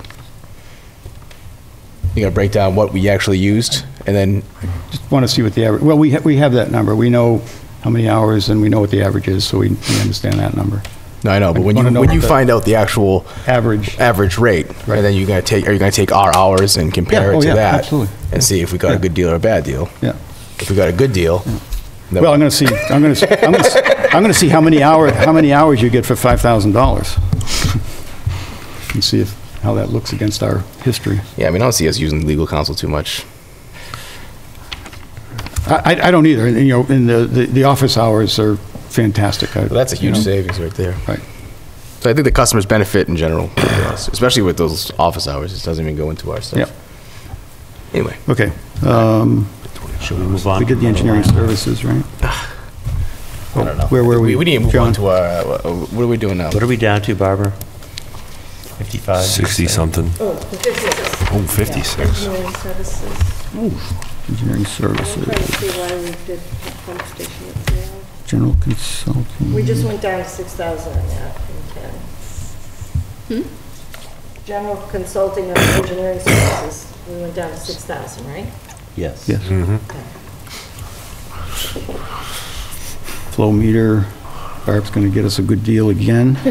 Trying, he hasn't gotten back to me, which is worrying me. Pump station evaluation. It's 5C. What That is was this capital? put on there, and it didn't get done this year, but to do a study on the status of all of our pump stations, the ages, how long they're expected to last, what should we be saving for replacement? So is that 5K number just kind of a guess? No, I'm on 5C, which is that 5? Yeah. Yeah, it's 5. Yeah. It says estimate on the down here. Both, I did send a thing up to Smallwater, and Jack was going to ask Westman and Sampson, because they had done it already, he didn't think it was going to be a lot. So what's But they the- didn't do what we're looking He's for, right? done it already. You're talking about the report that Yeah, Joan and I have Yes. But it has Red. no dates in it, it has no Right. ages. But they already have, they That, have you have that a knowledge. framework starting from which point. to, Right, and so does Small Waters, so, I also did ask them if that was Oh, good. something that they would do, So and I to- haven't heard that. And Jack thought that 5,000 was more than enough? Yes. What do we need to do it? do you want to does know one thing, when, Jack? what you have to Oh, save for the don't future and when your strong pumps are going to go and what your infrastructure lifespan is? Or you just want to wait till it is a problem? I don't know. I mean, I don't know if we need to, I don't know. What will we do with the information? I mean, we just bought a But I whole don't bunch agree, of it's just extra. a question I always like to ask. Yeah, if we you bought a don't whole get bunch of extra information. parts already, right? So now we're just trying to find out when we're gonna need to use them? No. We bought one replacement because of the long lead time in obtaining the item. So if the item craps out on you, you may have to wait forever to get a new one. We don't want to have our customers without service, et cetera. Yeah, I understand et cetera. long lead So times. That's why we bought those. But what is the life expectancy of the pump stations? When you first open a new system, everything is brand new, you don't think about it. Is there more to this? So, But you should do a study so you have a plan for when you're gonna have to replace, you know what you're gonna have to do. isn't that part of the maintenance plan that we have, Yeah, it's or we're like- trying to make? It's not all in one place. And just may I throw in at this point the indirect costs and your liability and your replacement costs that you questioned on your pump stations. This would be a source for that figure, possibly, to weigh it against what insurance standards would be. But it's also would help determine what people in the field believe is the replacement value for what we have. Well, if Jack thinks it's too much, can we cut it down? So can Did he we- think it was too But much? he's very- Did he think it was too much? He's very in favor of this. Oh, He thought that was more than enough. It wouldn't be any more than that. He didn't give me another number, but. Right. Well, if Jack thinks it's a good idea, I think it's a good idea. I don't know if anybody else does, but I'm always a planner, not just, I like to know what my expenses are gonna be in the future. I don't just like to fly year by year. I don't think we should fly year by year either. I'm not saying that. I'm just saying we don't even know if 5K, where that number comes from, or if it's good or not, that's all. So yeah, we should plan, but we shouldn't just throw money at something if we don't know what it really is gonna be. Like, do we have any idea of what a study like this will actually cost? Have we asked anybody? Do we have any quotes? Do we have any idea? Small Water, and he was gonna check with Westman Sampson. All right, so we'll leave it as a placeholder for now, I Get guess. what it accomplishes.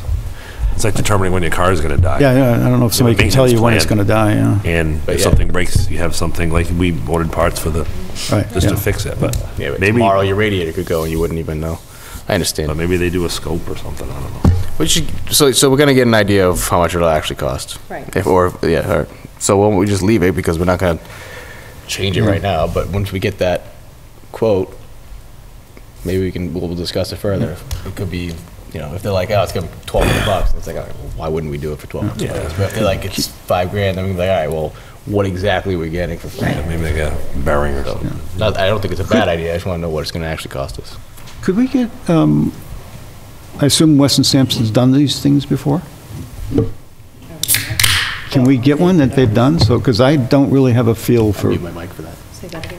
could we get one that they've done for some other town? So that we really understand what it is, because I'm not sure, I don't know how somebody goes in and determines when that pump's going to fail, how many years it's got left in its life, and, I mean, it'd be great to know if you can do it, and if they get reports and they say, yeah, this pump's got 5 years left, and, well, okay, then you can do some planning, I Could just guess. be based off of, hey, it's XYZ pump, they have a shelf of 20 years, you've had it for 15 years in normal wear, so you have 5 years left. Yeah, Well, but does and it that wouldn't be have much one? value to me. But they can say, okay, or it was weared a little bit more, you got 4 years left, something like that, I assume is what they're gonna do. So let's see how much that costs, Yeah. Yeah. Yeah, okay. because then it's, debate it when you know the price. So we'll leave there for now? We'll leave it there for now, and then we'll Great. talk about it when we actually know an actual price. Good. Utilities? Stop paying electricity, that would really help. If we have less than pump temps, can we reduce the number of pump stations? This is Yeah, just get rid of some That'd be a direct cut off the bottom line. Right? Yeah, right. Eliminate 2 pump Dana stations. Street, we wouldn't have it pay Oh, limits or anything. man, look at that. They're huge. Like, put solar on them or something? Yeah, right?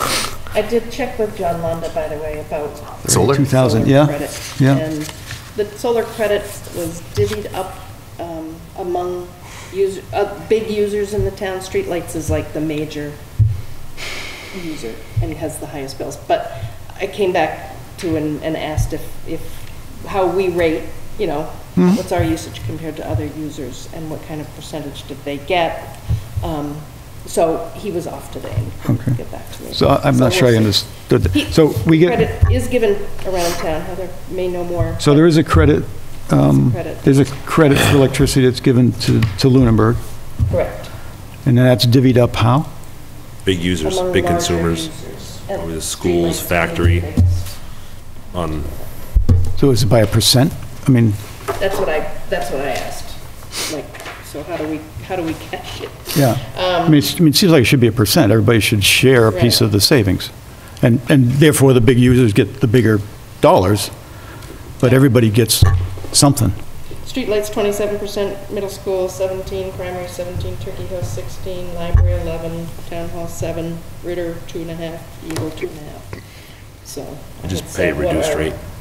What are the annual costs compared to ours? And So when you say 27%, those percents, those Yeah. are percent of the credit. dividends, so to speak? So if there's a, They had 225 solar credits, and 27% of the credits went to the streetlight budget and the schools, and so we didn't come in, and I just wanted to know what our usage was in comparison. It So could be if possibly- you get below a certain usage, that they just don't, Right. they who? They is the town, whoever's. isn't it? These decisions are made internally, or are they by the people giving us the credit? No, it must be I internally. think it's, I bet you we use more than the library, Yeah, so 30 grand. maybe you can help us, Heather. The, I'll put you on the spot if you, one of them, the one that came before the Board of Selectmen. yeah. So what I'm hearing, and you were busy, so maybe you didn't hear the conversation. What I'm hearing is that we get credits.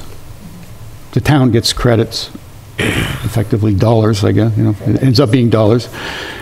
And somebody in town has made a decision of how those credits get spread around to the cost centers.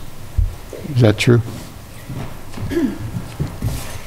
How net metering works is it's filed with the DPU, Schedule Z, on a percentage on whatever accounts you choose. You could choose, I think, up to 26 accounts. But you're basing it on, you don't want your credits to exceed your annual expenses. It's not like you get those dollars back. So it's based on usage, so most of the credits are attributed to the larger accounts. So it sounds like we're not one of the large accounts. The library is one of them? Yes, the library's large account, public safety building's probably one of the largest. So the library uses more Schools, than obviously. $32,000 worth of electricity? That makes sense? I don't know the figure off my head, but Maybe. Place pretty lit up. the Board of It's all Selectmen LED now. Green. did approve that. Do that Is for our it, pump is it station. possible that because we're an enterprise fund and our budget is separate, that we are considered in that? I was kind of thinking the same thing that you just I said. don't think so. I think it was looking at where it made sense to split it basically 50-50 as close as possible from town and school, and attribute it to the largest accounts where I we think you should wouldn't do it the exceed our opposite. net metering. Do it the opposite way. If you don't use taxes, you get more credits. So we should be numero uno. Town, schools, way down. No credits. So it sounds like they just use more electricity, and that's why they're getting credits. I don't know. I mean, I mean, 32,000 does seem like a lot, but I mean, I bet you if you look at the library and stuff like that, it's probably pretty high. It's all LED. It's not powering a three-phase pump. yeah, right. No Well, way. We got all these pumps running 24/7 here. Maybe it has a giant sub pump. Can in the we, basement that can can we pump out revisit, water how would we go constantly. about revisiting that to see if They were wrong. we should be benefiting from some of these credits? I would start with the Board of Selectmen, I guess. Okay, so it starts there. Okay. So John Londa just gets the... It was a recommendation from John Londa at that time, the last time it came before us. So should we talk to John first? What does I John just don't know how do to... with that, though? Hmm? Isn't John has to do with the electricity solar credits?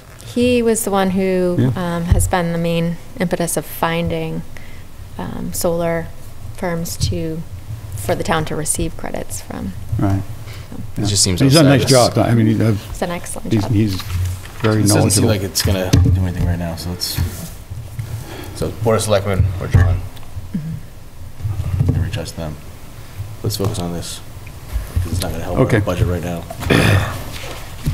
Well, but we'll be in Tonight this, it's not gonna help. position every year, so, yeah, It's not- tonight it's not going to tonight's not help. gonna do But anything now, for us. but we know who to talk to, Yep. because I think our customers should be benefiting from credits. I don't Okay. disagree. Just look at the library must have a budget online too, right? Sure. Oh, yeah, we're in the budget Just- season. Yeah, electricity is just beyond their budget, just like it is on ours. Into the book, into the budget book. What the hell page are we on? I don't know. These are front and back, and I keep getting confused. Just finished utilities, right? So now we're on sewer enterprise miscellaneous. It's advertising. Are those little pamphlets we send out to say, okay, stop putting grease on your sewer systems and stuff like that? That's one of them. The other is if we put any notices in the ledger, that's also a notice. Gotcha. Of notices. With the new ownership of the ledger, can we get some sort of deal? No, all right. So we already, well, $800 in office supplies? How many pens do you go through? It is mostly toner and paper. I bet. Produce a lot. And maybe Actually, a we new reduced laptop. that. Did you ever get your standing desk?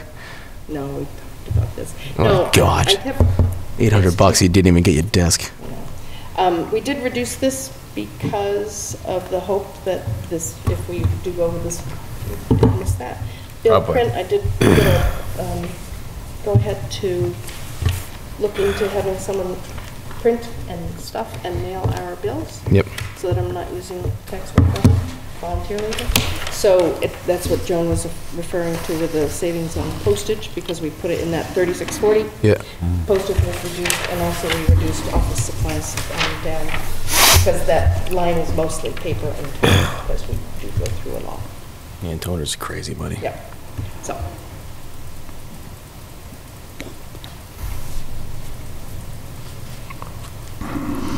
Anybody have any questions on this stuff?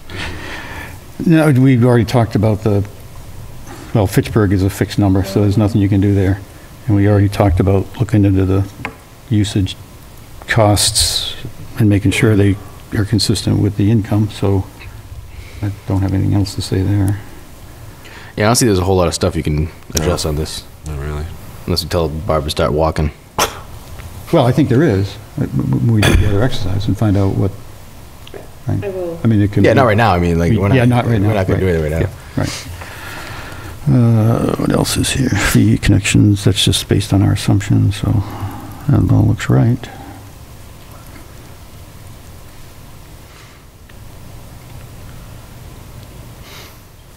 And then indirects has been updated with new figures. We'll see.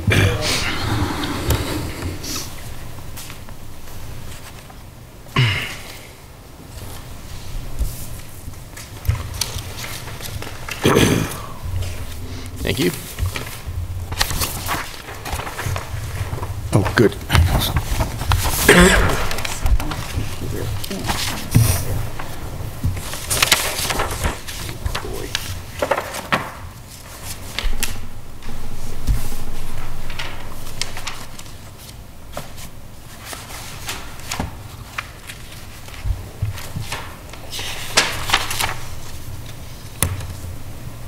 And this is provided by Karen, looking at the FY20 town budget as well.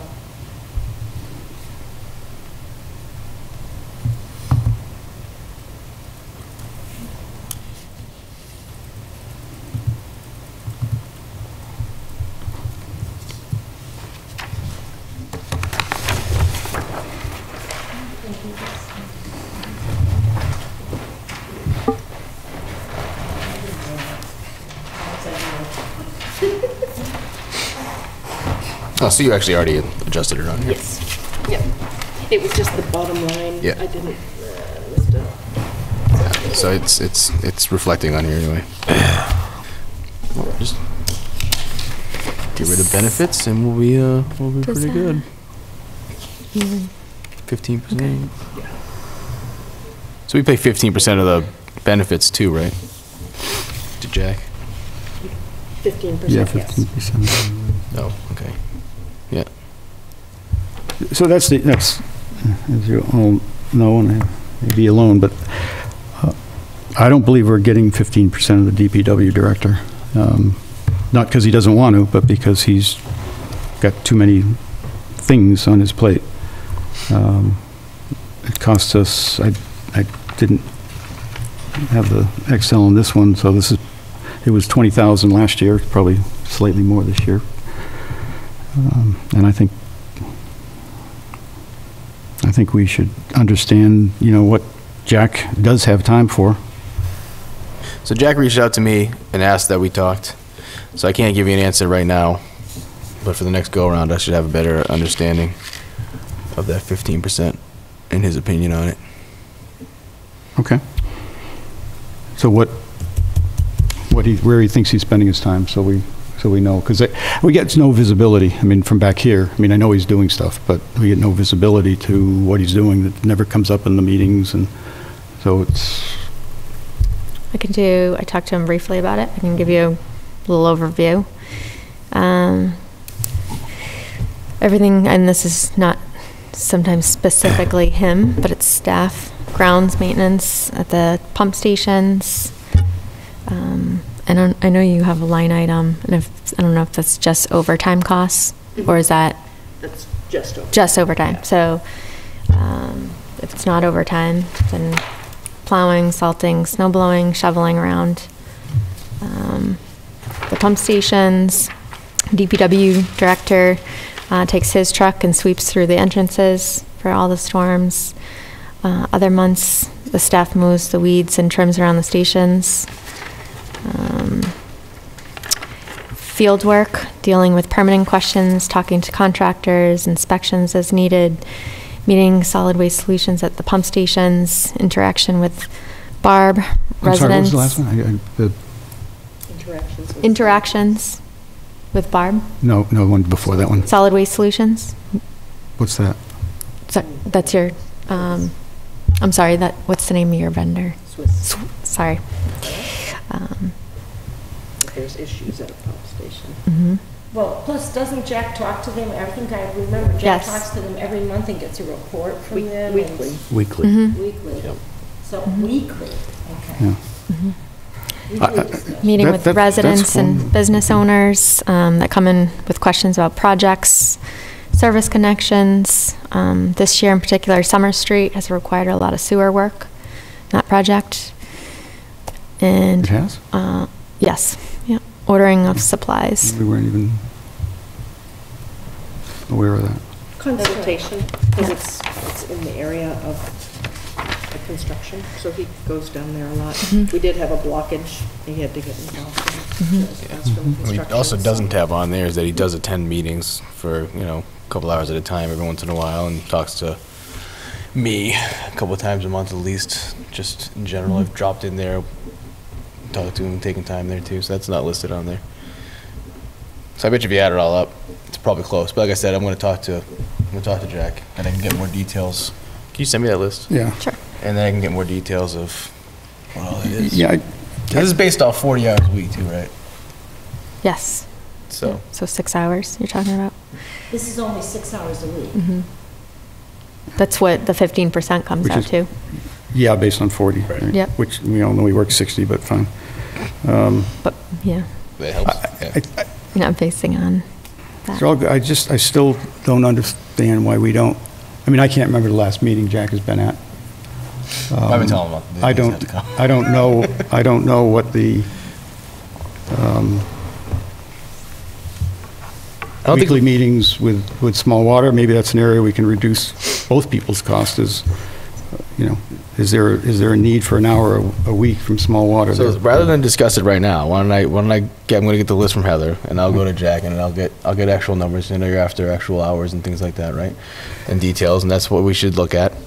And if needed, we can adjust, and maybe Jack will say, listen, I don't have the time for you or something. We don't know. Yeah, I thought he did that. I thought right he now, did that. it was, off the cuff type stuff. Right. But right now, we're not gonna figure anything out tonight. It needs to be discussed. Yeah, I'd like to wait to hear what happens when Joe talks. Something not included in your indirect costs, and not saying it needs to be, is, I don't know, IT support. We're not adding any more lines. No, I'm not saying, I'm not saying it should be. I My personally time. saw Barb creating our own page for our website. I have a picture of my 2-year-old pretending like she's doing it. Well, even Barb's our IT support as far as I'm concerned. Well, I use them. when Barbara's I use busy, Sam will talk to people who come in to ask sewer questions. That's probably not taken into No, account. nope. So, yeah. Even just like receptionist type stuff too, that Bob's not doing. I know Jack's receptionist has reached out for other things too. So there are other things in there that all encompasses into that. Now obviously those rates would be different, but it still does take time away from Jack. So I'll get you the answers you're looking for. I mean, Okay, you can have good. a more in detailed conversation after. or something. I'm more interested at a macro level. I don't care if it's not 6 hours every week. Well, As you long gotta as take the it's average. in- Yeah, I'm not expecting 6 hours every week. Right. But if you take it by month or even by year, Or by, Yeah, right. or by quarter. Or by season, quarter. Either way, By season, if you take because each the- season requires Yeah. different, that's true. different types of activities from him. Right, like summertime he's not snow blowing, but he's doing something. Right, You know what I mean? Yeah. right. Yeah, like wintertime is probably his busier season. So I will get answers for that.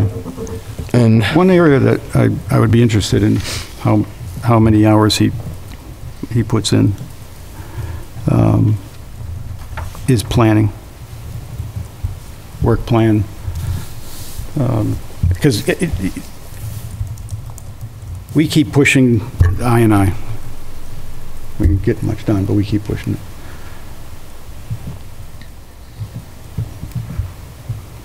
If we're gonna pay this kind of money, $20,000, I think we need some guidance and some recommendations on what to do to improve the system. that's fine. We don't, We can have that we've got lots of efficiency data. discussion with them too. What should we fix, or what shouldn't we fix? We've got all the reports. To me, that's more important than meeting with Small Water. Small Water is a very good contractor, doing a very good job. And again, we might want to think in our RFP, do we really need them to sit for an hour a week with Jack? I mean, Yeah, but all of this doing a that good you're job. discussing isn't gonna, is nothing we can do about that tonight. So I understand what you're saying, and if you want to send me a detailed outline of the direction, I have no problem with that either. But for right now, I think we have to move on from that. I sent you the list. Thank you. You're welcome. Should invite Jack to a meeting. Maybe we can all ask him questions Well, after you get done talking to him. This time. that might be 15% right there. Yeah. Use up the whole year in one night. Anything else we got on this? Or Yeah, on the, how do we go about, when this came up last year, and we haven't done anything yet, this office space DPW, $6,000. Unless something's changed, I think $6,000 is, well, It's $500 a month. That's cheap. That's really cheap. The utilities and buildings with water availability and Wi-Fi. indoor plumbing and Conference room. telephone. And I think Copier. I know what Carl's going to be saying. Square foot. It's cheap. But how does that compare to the same amount of footage somewhere else in town? I mean, highway department's premium real estate though, right? oh, yeah, that's the Luxic quarters right there. But I mean, as far as I know, last year, maybe it's different this year, maybe this whole thing's been reconciled and it happens to be the same number. That's the same amount of money that PAC is paying, who probably has 10 times the space we have. No, that's about 1,000 square feet that they're in, plus, a little less. And what's Barb in? But it's not just what Barb's in. No, but It's this room. It's the conference room.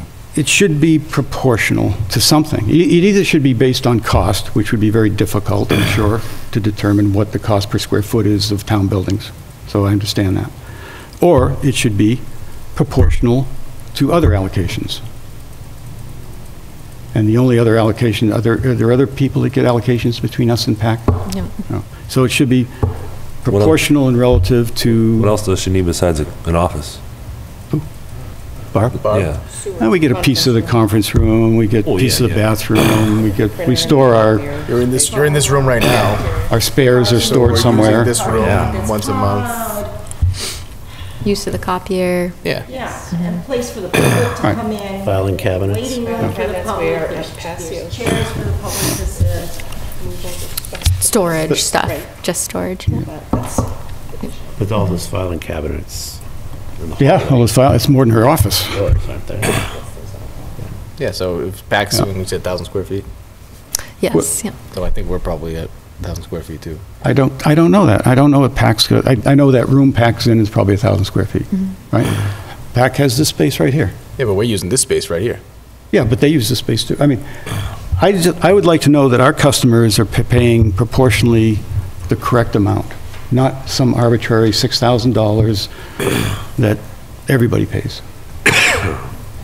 I think it's our job to look at every number. I'm very comfortable with that number, and I feel that we're getting a really good deal for everything we get. The plowed parking lot, parking places, not only for our employees, but for our customers to come, a waiting room, a receptionist. As we said, Sam's there, even if Barb's not, can answer when Barbara will be there, what can happen.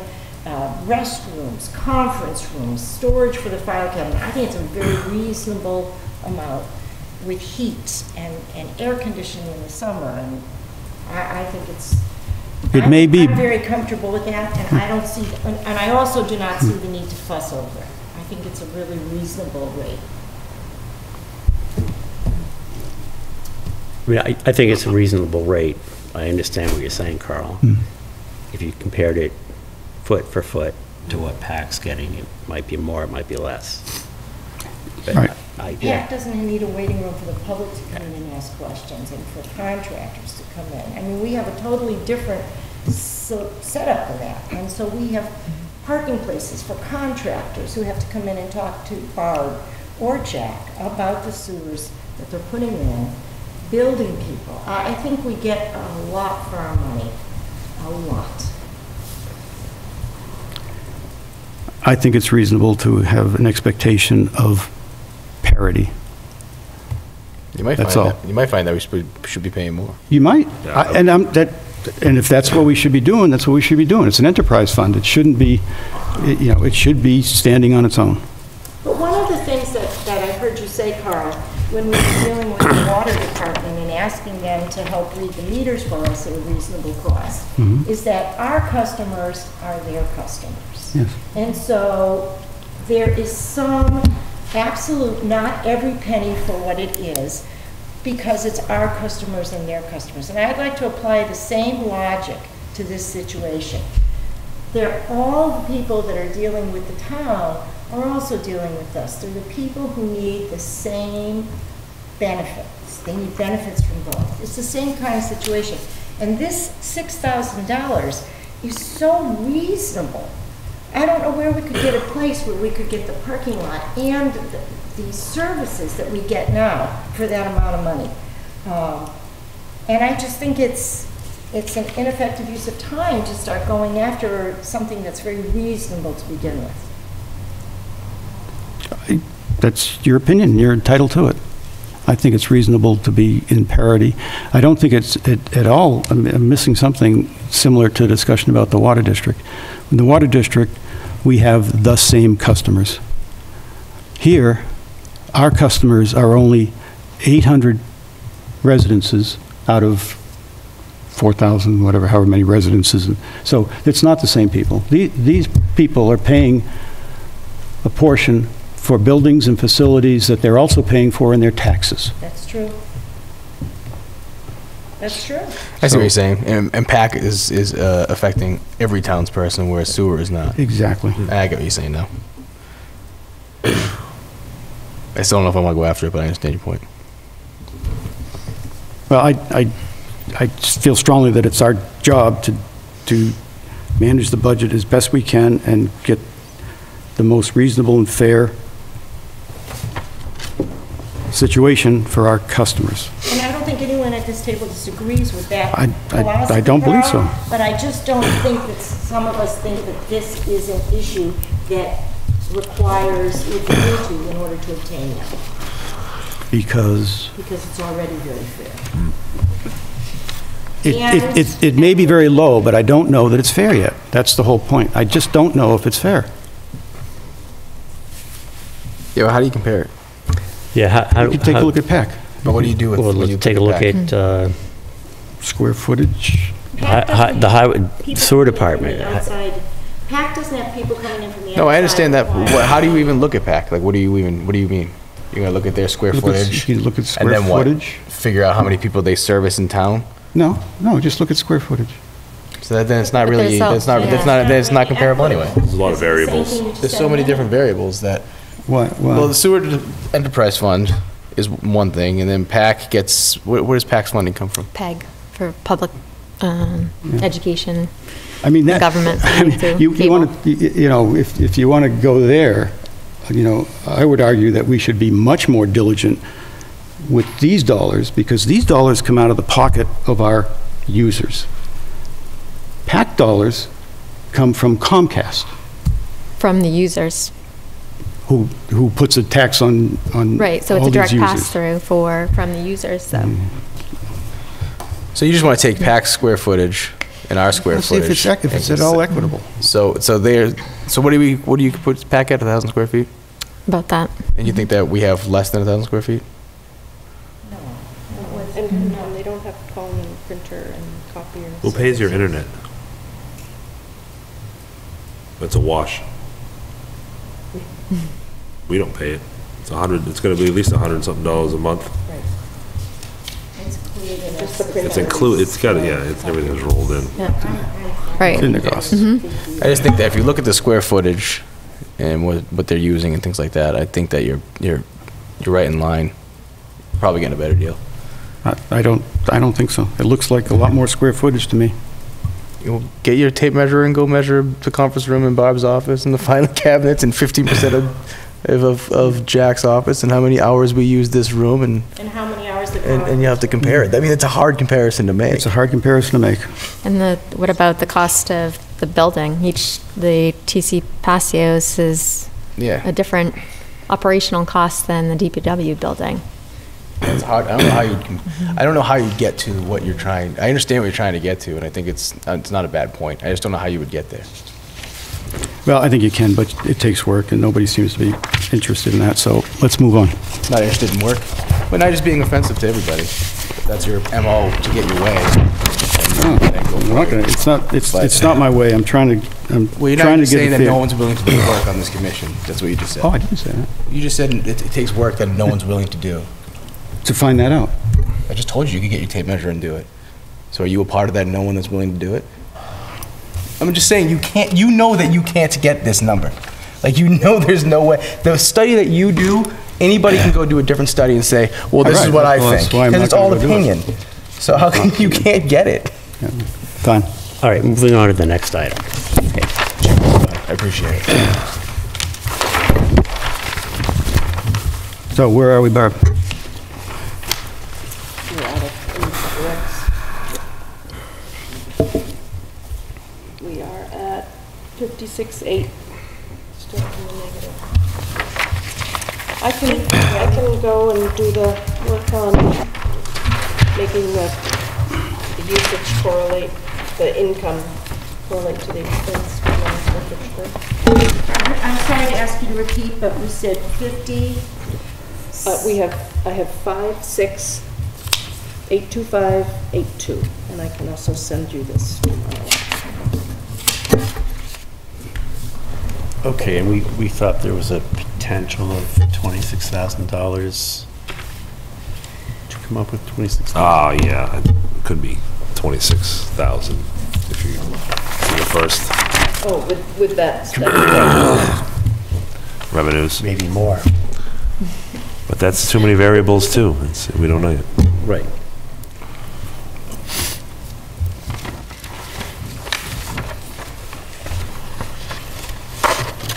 So we'll recheck those. We're going to recheck the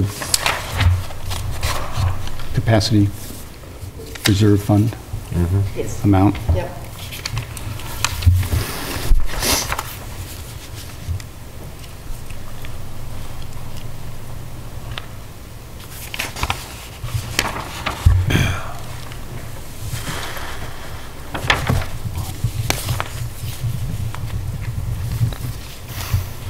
We good on budget for now? Well, the other thing we need to understand so we can make some tough decisions is what Barbara's going to look into is we need to get the debt service account and see the income. Is that what's driving our growing enterprise fund, or? You mean people paying off their betterments and stuff like that? Right. Yeah, what's, so where are we, Yeah. and what's the projection there, so we know? Because if we get that and we can convince ourselves that, we've been budgeting too conservatively, and it's been falling back in retained earnings, then maybe we can make some other assumptions. Right. Probably enough to get down to. Maybe between the revenue cost stream and that, I don't know. Okay. Hey, Barbara, or Heather, if someone's paying their betterment off over time and they sell their house, do they have to pay it up that time, or can it be passed on to the new? Can be passed on. But it tends to be more decided by the bank, who usually makes you pay it off. Yeah, right, yeah. Okay. That would- They can carry it, but most banks won't let you. No, why would they want to? Right. Another lien? I don't think so. wouldn't wanna do that. Even as the buyer, I wouldn't want to take it yeah. on. And there's been a lot of house sales, so maybe it's just people paying off. And It's true. Did you have a question about your debt schedule? Yes, he had asked for the projections for both debt and this. Usually I have to do that. Do you have that, Paula? I have to, the only way I know is to go year by year and do a request from Eunice for my betterment. Betterment, I don't know if we'll be covered, the debt schedule for sewer, yeah. It drops off a lot in 2025, Is that the end of the, 2025. that's probably the end of the whole initial thing, yeah. Yeah, because it should drop significantly then. Yeah, it goes from 646 to 311, Yeah. from 24 to that's- 25. That's in line. Yep. So yeah, what we're But- trying to figure out specifically is if people are paying off their betterment Where's it faster, coming from? I don't that's have- why that's why our number's growing every year, because it grows a ton. yeah, because if you were listening for Heather, that every year, I'm sure you've seen the presentations. Every year we project negative. That our retained earnings is going to go down because of the disconnect, and yet every They're year going up. they're going up. A lot too. So we're trying to Yeah, I saw the understand big why. jump. But your projected revenues last year were about 200 less than came in, right? Yeah, and that's why 18 In the debt service, or No, revenues, revenue was 200,000 less than we projected? more. More. Oh, 200,000. I'm embarrassed to sit here and be surprised by a $200,000 difference in a Right. revenue that was only 800,000 to begin with. This is, Carl had asked a question today, and there's a definite How can study it be? between what I track in my line items versus what Eunice has. How could we have more? Yeah, this is And that's why I was How do trying we to have do $200,000 that. more in revenue? This is a real problem. How come we didn't know this? I mean, we never get to see the actual. We need to see what the actual revenue stream was. Okay, well, it's right on this thing. I'm not- Actual budget was 963. That's the budget, not, I mean, not, that's FY '19, sorry. The budget for FY '18 was 843. The actuals was 916. Munis had it even greater. What's that? So that's why I couldn't quickly, I went to do it and I thought, I need to see what Munis is and what the timing is, because I tried to go back for 3 years. So we really need to look at that, because maybe that's the whole problem, is that we are just understating revenues, and then we go kill ourselves on the costs. Yeah, wouldn't that be? We wouldn't have to cut anything. How can we fix Well, first we need to see it and understand if it was 200, where was it? Was it on the, 200, was it on, which puts us at a surplus of 150 instead of a deficit of 56. But I go back to my question, how can we get The actual numbers. true values? Easily, I'll go with Heather has Munis, them but right I in just front have of to her. reconcile the numbers with Munis, that's all. I was Because- just looking at last year's budget. So let's get the information. And Things with connections. And then We don't know can who's take a gonna look build at what it. where. and that's strictly budget, Heather, it's nothing to do with debt. So it looked like, what, 862, 171 was for anticipated receipts. Does that sound right for last year? FY For 18? FY '19? Yeah. We had a, And so, sorry, the year before would be 862, 171. Let me see. Sorry. No, I'm looking at 19's column, sorry. 843, 548. Fees that we didn't expect or anything like that. right? Well, but she said well, we did, but we forecast them. but then we got in. But did we I get showed way 916, more than we didn't? And I think Munis was higher. Okay. That's, And I need to that's, figure out well, why. we need to see the detail. Like, did a development come in that we just didn't expect and we got like a huge influx of fees somewhere? No, Whalen was forecasted. Whalen was, it Forecast. must have driven So the it's not 92,000, right? So we What we was didn't that Not miss that. 200. development behind that baseball park by? No, so it's not. That was by us. CVS and us. That's where That's that's it, that. that's the Whalen luxury. Is there anything else? We went to big developments. you know, It's there only were- like 4 or 5 houses. Yeah, right. Northfields, nothing big. So can we have that number for next time? Yeah, we did. Can we have that number for next time, the exact? Try, well, yes, good point, John. But we need to finalize our budget too. You're already late. I'm worried about my billing, which is what I was, Which helps this. We need billing. yes, we need to. We really do. Unfortunately, they are scheduled at the same time.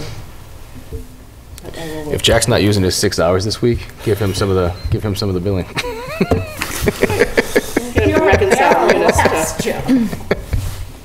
All right, we're gonna move on to town charter changes discussion.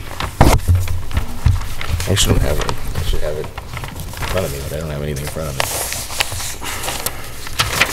me. Carl, I got your name on this working agenda. Some pages that you want to share. So there are two changes that can affect us that we should talk about. Oh, thank you. So one of them we talked about last year, a little bit, when they were gonna make the changes and then it didn't go through, and that was the supervisor of the business manager. Yes, that's what, Is it still the same? What does it say in here? Right now, it's Heather or a delegate. And I don't think they're changing that. no, it's not, what you're Town looking at manager is will be the ad. responsible, this is what it is now, right? No, This is the ad. the Brown town manager will be Town manager responsible. responsible for supervision, evaluation, and all personnel actions relating to this position. That's for the, business manager. Yes, yeah, that's the business man, it's the appointment of business managers. That whole paragraph is strictly related to the business manager. So last year, you had stated that the job description itself said we'd have a piece of it. We went into a big discussion and we didn't change anything, but then the charter didn't go through at all. So I guess we're just kind of reopening up that discussion. Well, all the charter stuff and changes we proposed aren't in here anymore. The charter committee took a different direction. So the only change relative to the sewer commission charter is adding this last sentence. Which, Oh, that's a different article. Okay. Yeah. I'm okay with it. I'm okay with it. my concern is, and I'd like to suggest one minor change. I'm okay with it, and I'm happy to get that clarified, because, you know, today is not a good situation. It's really not all that clear. The job description says joint supervision, DPW director, and the sewer commission. That doesn't, never been worked or implemented or whatever. So I think it's much cleaner to have this, so I support this sentence, except I would like to have a discussion about restricting this to not being delegated. So it doesn't say it's being delegated in But here. but there's a general statement in the town manager paragraph that that you says can they can delegate delegate anybody. anything they want to anybody they want. So you want it to be Heather and not Jack? Yes. Because I think it's, I think, you know, we already have trouble with, you know, Jack's time, but more significantly, I think it affects the operation. We have the business manager who's really supposed to be, you know, driving this bus with the support of the commission here, who needs to get services and work and questions answered and things from the DPW director on the operations side, but feeling like it's my supervisor, so you know, and we've run into this quite often, and you've gotten assignments to go talk to Jack because Barb's not comfortable going to talk to Jack because it's his supervisor. So I think it'd be much cleaner if the town manager is the supervisor than the DPW director. I think there's a conflict there, and it creates a difficult situation. So all I'm proposing is that we add the statement that it cannot be delegated. Now it's more work for Heather. Does that take her off from More important. more important things than running something that Jack does? But is everybody here happy with the fact that we have an issue? We want to know which manholes got replaced, and the business manager is not comfortable asking the DPW director because they're his supervisor? I think that is a rare occurrence. I remember it happening. But it happens. Yes, but I don't think it has ever happened when it has been a consensus or vote of the commission for Barb to do something. I think it happens more often when one or two individual commissioners want something. I don't think it's when there's a vote of the commission or the whole commission says, we need this. It's been my memory of it happening. No, because when we send Joe off to talk to Jack because Barb's not comfortable talking about him, it's at the request of the commission. No, but I don't think there's been a problem with Barb not wanting to go to Jack when it has been a question from the whole commission. It's always a question from the whole commission. No. That when Joe goes, it's not a question from the whole commission? No, it is. Yeah. Yeah, no, it is when Joe goes. Yeah, But and that's not what, I'm talking about. but that's what happens. But no, but I'm talking Barbara, do you have some input here? Well, my only thought is that when it is uncomfortable, that is when I will say, is this something, that, Joe, would you talk? That's where it comes in. When I can't push my own boss to do something, I need the chairman to be the heavy. That's all. And so when it happens and Not you really the guys are heavy. asking me something that I'm uncomfortable with, it has been working recently where I tell Joe or ask whomever that would be the liaison with Jack to please find this out for the commission because it just puts me in the middle. And Joe, do you find that to be a problem at all? No, Jack's willing to work with I've talked me to Jack, anytime. just walk in the door. Now, the other side of that coin is, I understand where you're coming from, Carl, and I get it.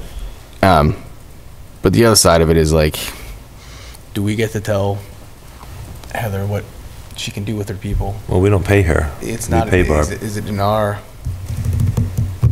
wheelhouse? You know what I mean? It's Yeah, kind it of is. a, Yeah, it's it kind is. of a fuzzy. It is. Well, it isn't in ours. It's in the charter commissions, quite frankly. All we can do is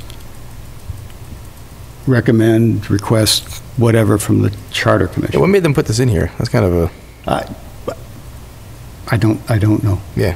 There's a whole bunch of changes in the charter that I don't understand where they came from, but this is not one I object to. I think this is appropriate, and I think it makes things better. And Barb is a very senior manager. Right? I mean, She doesn't take a Whoa. lot of supervision. You Right. hear what he said about you? Very senior. Or what does he mean by that? Oh, she's at the top of their grade, come on. You don't get any higher true. in It's that true. grade than Barb. So Heather, how did this get in here, and what's your take on it? I don't know why this sentence was put in there. I don't know the reasoning behind it. Do you even want to do it?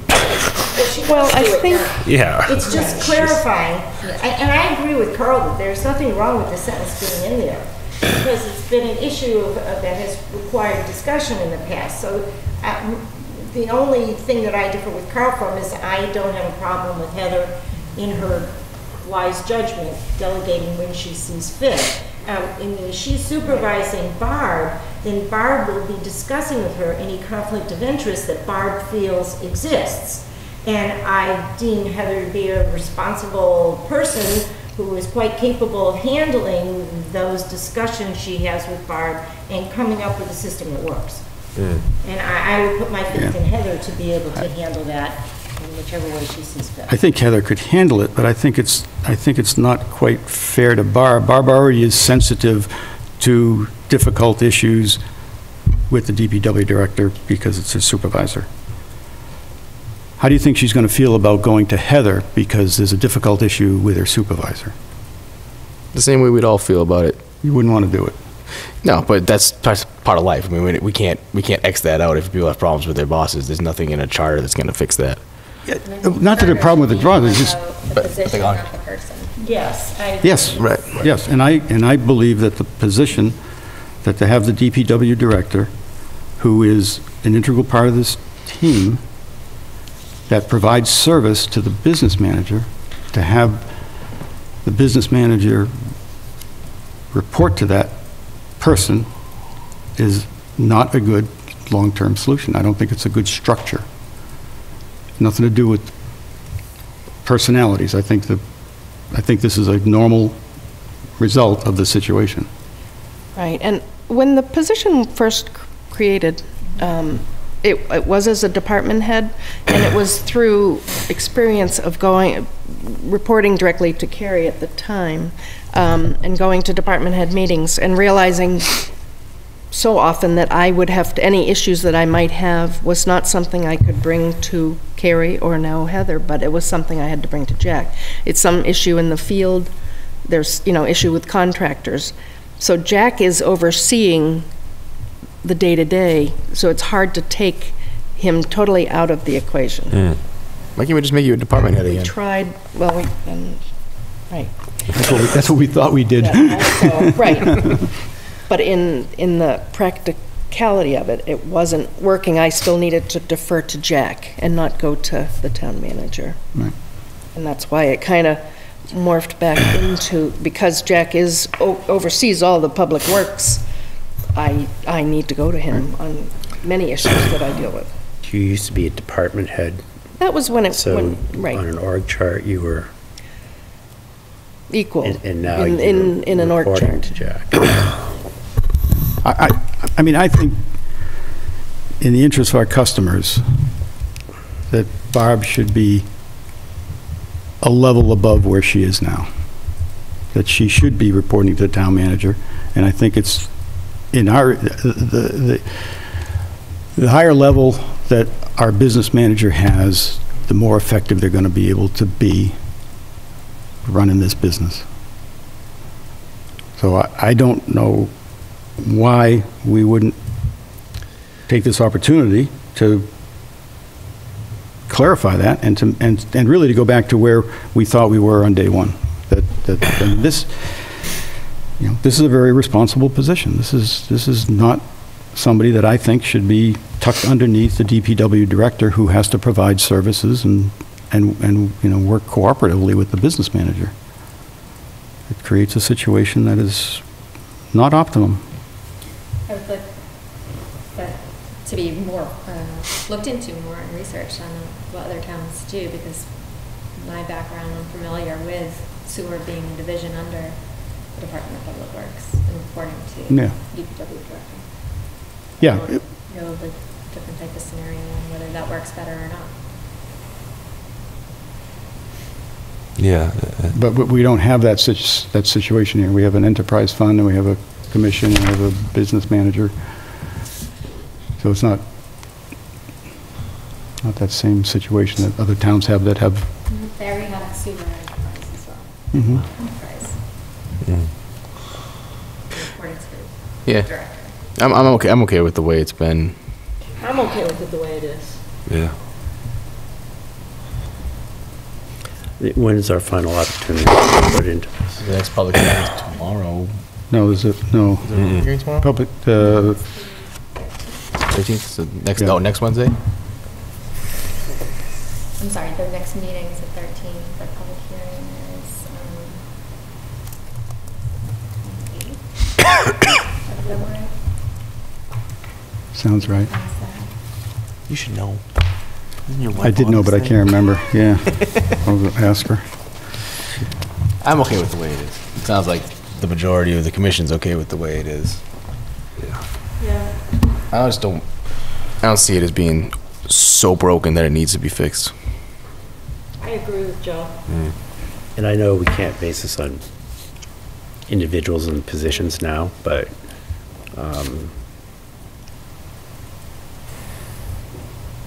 Right. how uncomfortable are you with the current setup, I guess? It sounds like you went through a period of time where it was pretty uncomfortable, but now you feel better about it. We've had the communications discussion, and it's come out. I mean, before it was just, tell Jack. Yeah, it's better now, right? Yeah. We've had the communication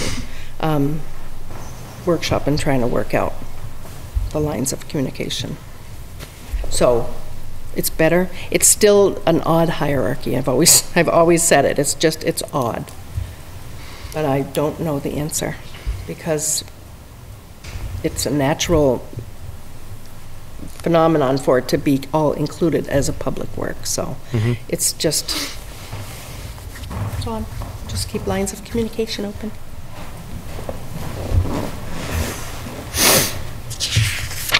Oh, there she is. We could have got the answer. We waited 2 minutes. She would have told us. Nah, she probably doesn't know. We put her on the spot. Yeah, you don't want to do that. Yeah, right. Definitely do not want to do that. Okay, the other one that is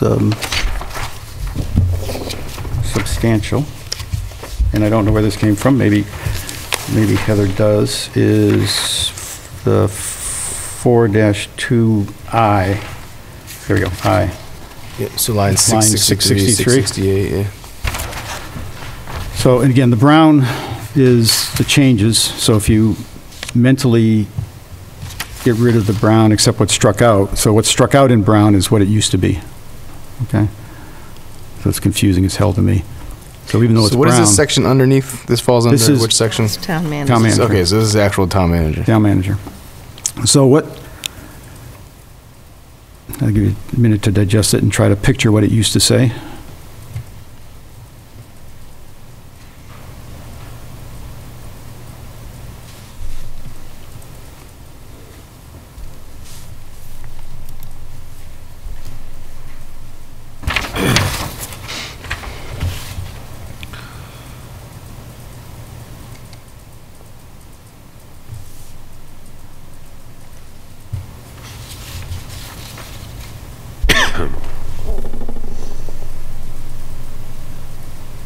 So they're adding in to have full jurisdiction, subject to written policies. Yeah, and the subject to written policies, you can kind of ignore. Yep. Over the rental use, maintenance, and repair of all town facilities and property, except property under the control of the school committee and the conservation commission, subject to written policies set forth by elected officials. So that's what it would read now. Subject to written policy set forth by elected officials, right? Yep. So what it used to say was full jurisdiction over the rental use of all town facilities. So full jurisdiction over rental and use of town facilities, except those commissions. And shall be responsible for, not full jurisdiction anymore, shall be responsible for maintenance, repair of all town buildings and facilities placed under the town manager's control by this charter. So in every, of the charter committees and other things, there's references to what things are under the town manager's control. What this does is now gives full jurisdiction to everything, subject to written policies. So full jurisdiction over any use, rental, maintenance, repair of the sewer system.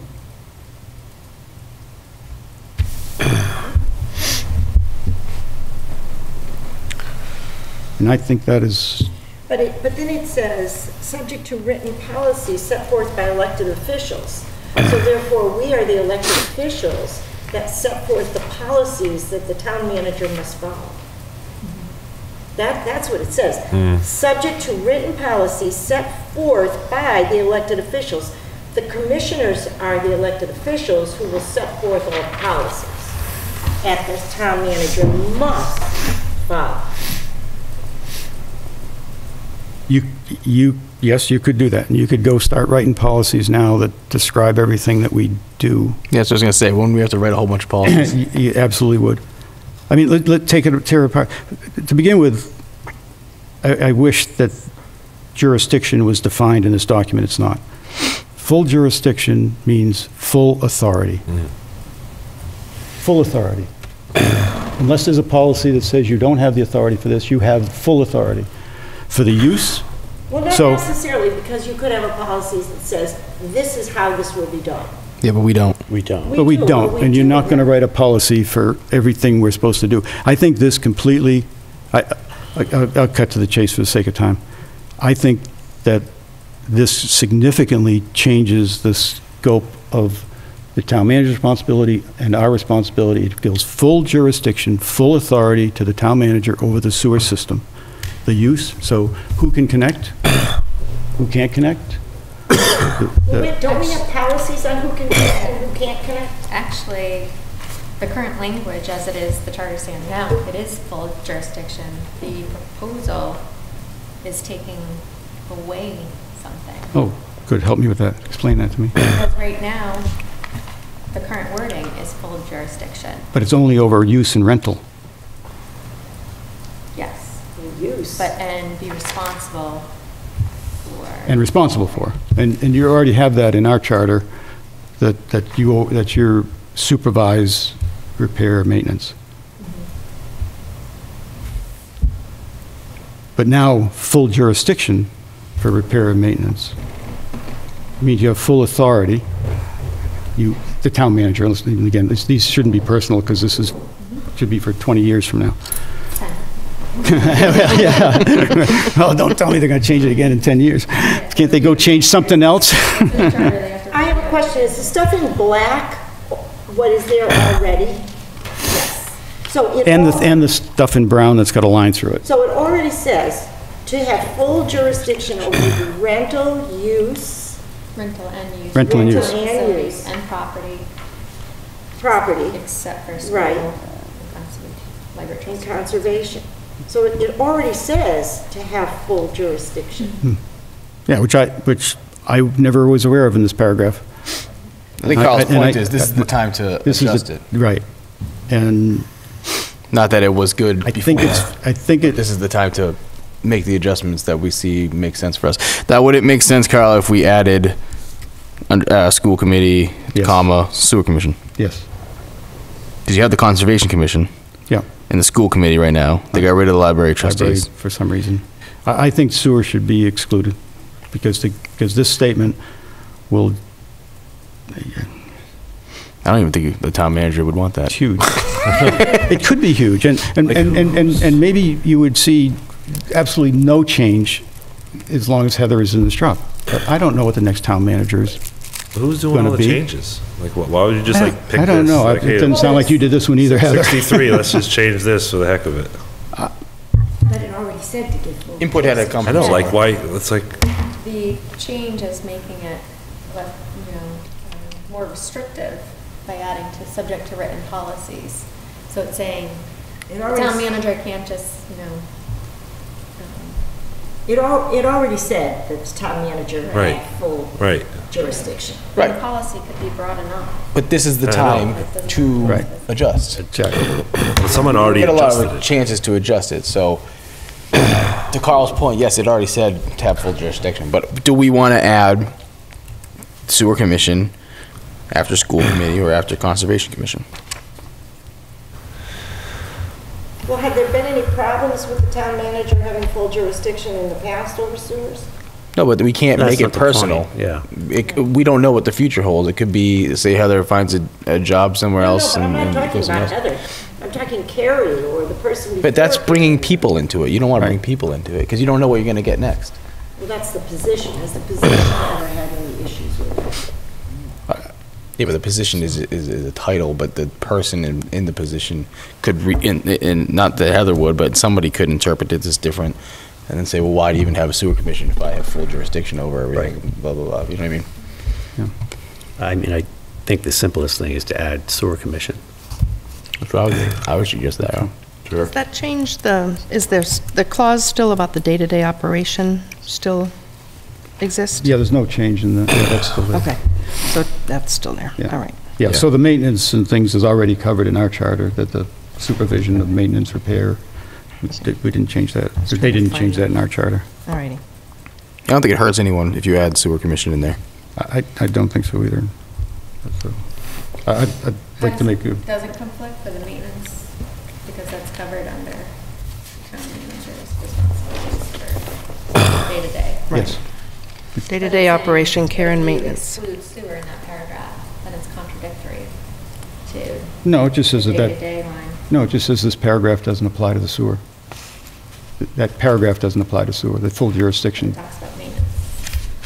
The Yeah, paragraph that doesn't paragraph apply. talks about maintenance. Maintenance is specifically in our charter, so that doesn't change, it's still there and it still holds. I believe that paragraph, if it included sewer, would be in conflict with. Can we ask Adam? Heather, can you get a reading from Adam if we take sewer out of there? Is it a conflict? Yeah, yeah, we can. I think that's a good idea to get a reading from Let's do that, we can get that, because I sat with Adam yesterday, and that was his suggestion. To put sewer in this paragraph? It wasn't his suggestion we put it in. It was his suggestion that, and he was the one who said, oh, full jurisdiction, that's really full authority, they do anything they want. And I said, well, gee, that's, you know, Now's your that chance. kind of neuters the commission. changed. And he said, well, what you could Do do what is you simply will. add that there. Now, maybe he didn't, it's still worth asking him, because maybe he didn't think, you know, does this now conflict with the other Yes, paragraph? does it conflict with So I the think other it's still a fair question. Yeah, That's a good question. It's a good point. I think we should ask Adam. Does it Absolutely. conflict, if we put sewer in there as an exemption, would it then conflict with the other part where you? Yeah, not even conflict, it contradicts the other part. Because if you say here that you don't have jurisdiction over maintenance, and you say on ours that you do, it's definitely, it is contradictory. But, So how do you word it? Is it really contradictory? Well, Because, yeah, Well, because you say two things, not that it, no, but you say that, you Hold say my you thought. don't and then you do. follow my thought. No, because what our paragraph says is that the town manager has, let's read it. Because it talks about supervision. And the day-to-day maintenance. Day-to-day operating standards to shall be under the supervision of the town manager. But there's more. No, that's it. So the supervision is under the town manager, and I don't, and Adam should make the call. I don't think excluding sewer from that paragraph, that's giving the town manager the responsibility for full jurisdiction. I don't think it conflicts with I that. think. They can still supervise. Let's get the reading. Yeah, I can see it either way. Yep. I think we should get a reading from Adam. Good idea. Who's Let's gonna do do that? Who's asking Adam? You asking Adam? Okay. Yeah, good. He's going to do a full review anyways. I hope so.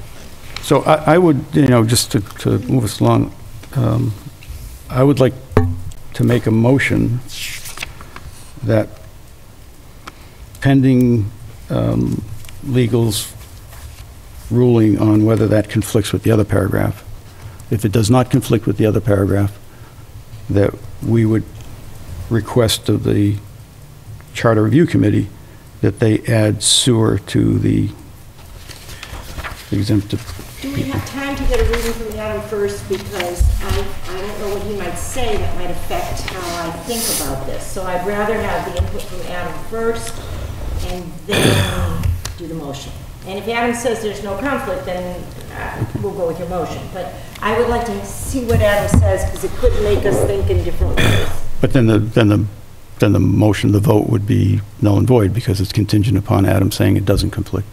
And my concern is if the meeting is, when's our, The 12th, is the 12th, and the commission, or the charter charter's review. the next day. That's their next meeting. The hearing is the 27th. Yeah, so we have time before the 27th. Yeah, I don't think it's fair to the commission if we're going to go this direction that we tell them at the hearing. We should tell them at the meeting before the hearing. I would like to hear what Adam has to say first. Heather, would it be an open meeting law violation for you to get a reading from Adam on this and then to share that reading with us through email? No, just So that no one can comment. No one can comment, but we could come into the next meeting, and then their meeting is the 13th. Our meeting is the 12th, so we'd have time to get it to them before that. So do you, I sense that that even if it comes back that there's no conflict, you might have a concern. No, but Adam sometimes adds additional information. I just want to hear what he has to say. Yeah, but we can always modify the position if Adam I had, do it without the input. I just to get something done, that's all. Okay. Good.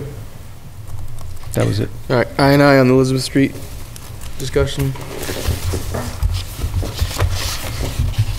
So Jack's cost estimate was a max of $20K. Right,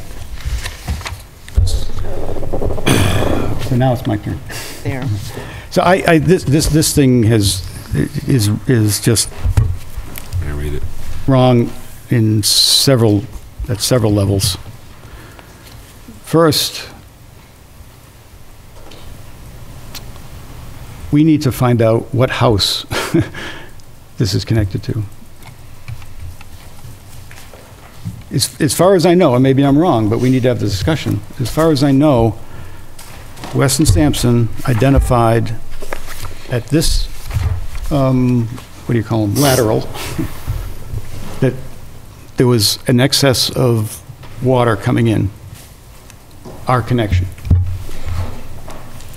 We are only responsible up to that connection. And they didn't report seeing anything wrong with the connection, a crack at the connection, or anything else. So it's coming down the pipe from whatever resident this is.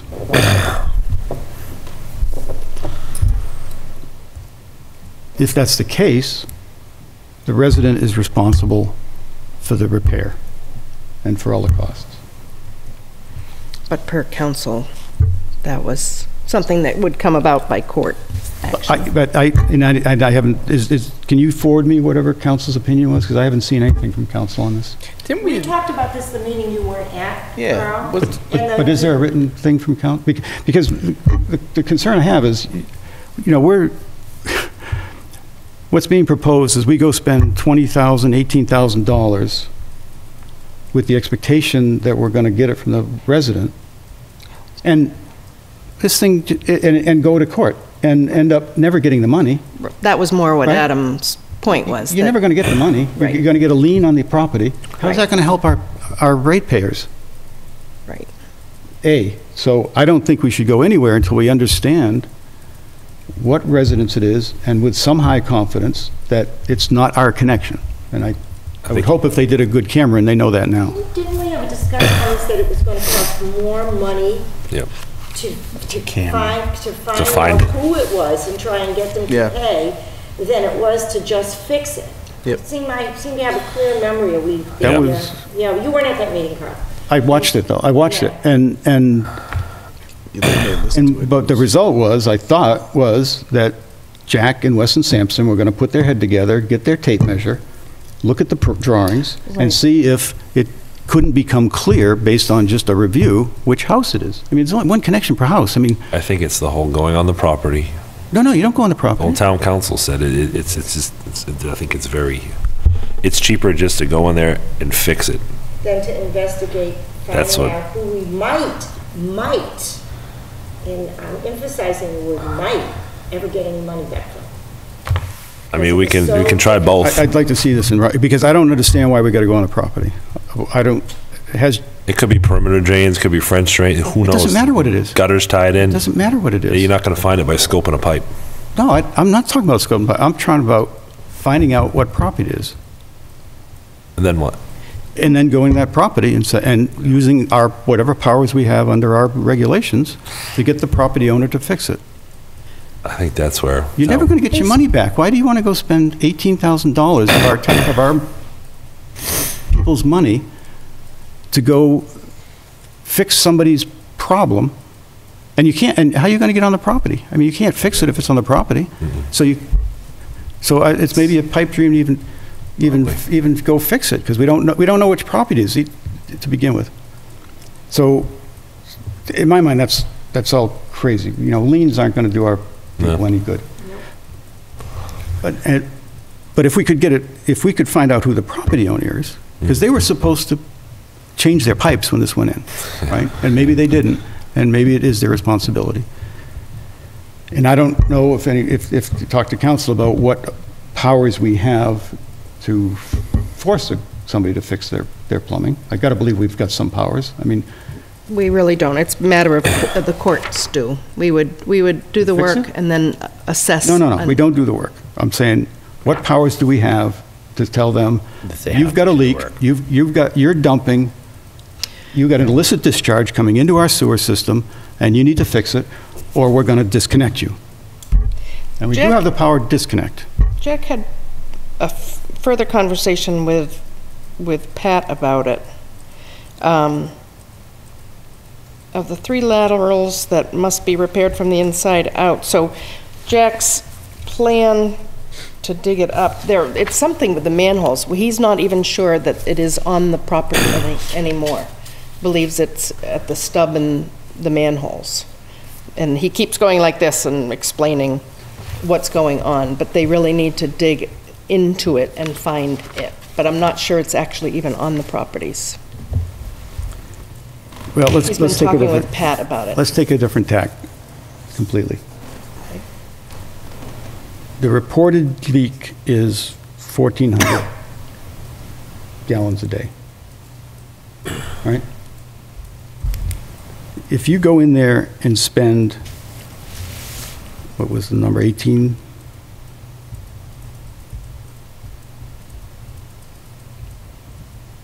$18,000 was Jack's number. If you go in there and spend that much money to reduce 1,400 gallons, and generally, they only count on 50% of what the leak is of getting fixed, right?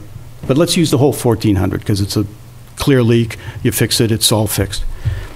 That would end up costing $13 a gallon of saved I&I. $13 per gallon. We just did a contract and we worked on 10 manholes. And we saved 30,000 gallons a day at a cost of 50 cents a gallon. We've got a list of a huge number of manholes that need work, that have 1,400, 2,800 gallons, and the estimated cost to fix those is about 50 cents a gallon. I'm sorry, not 50 cents, around $2 a gallon. Worst case. So why would we take $18,000 to go find a 1,400 gallon problem? When we've got, we can go into our manhole list and you can pick out 20 manholes that you can save way more than 1,400 gallons for way less. So how does that even make sense? Unless you can get the homeowner to fix it. Right, which council is telling us it's unlikely, or it will be over a long period of time. Right.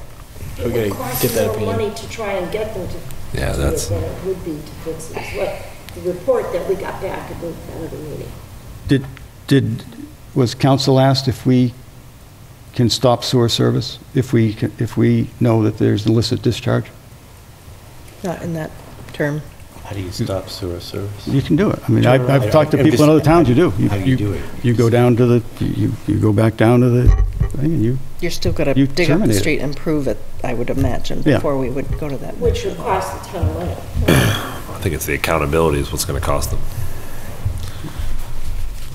so I don't, for 1,400 gallons, if the council's saying, you know, all you're gonna do is end up in, you know, with a lien on the property and a $20,000 bill that we gotta pay from our budget, we're looking in the wrong place. We've got a lot of places we can save a lot more I&I for a lot less money.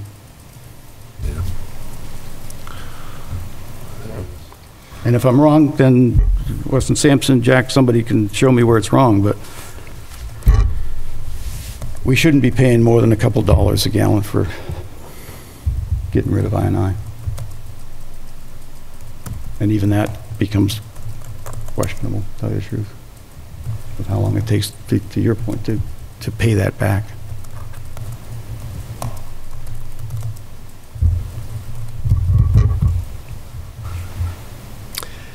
I think on this one, Carl's convinced me that it's not money well spent.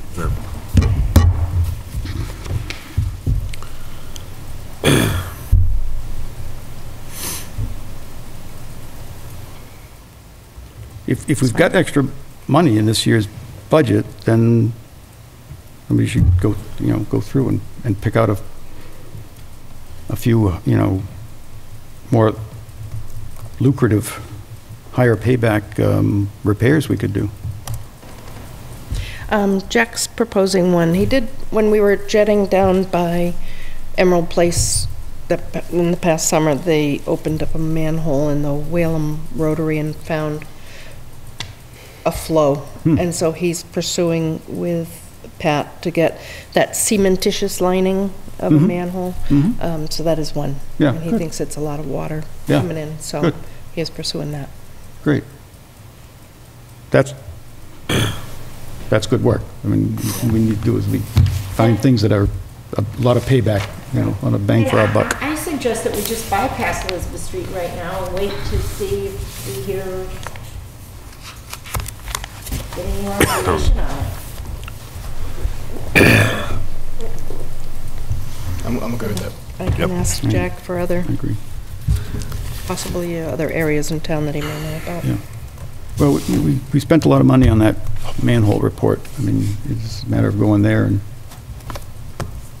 picking out and we could even do it, and I've offered to help Jack with the Excel sheet. I mean, we could easily we could add a column on there that just calculates the dollars per gallon, and we can just go look for the big bang dollar per gallon per dollar manholes or whatever, so.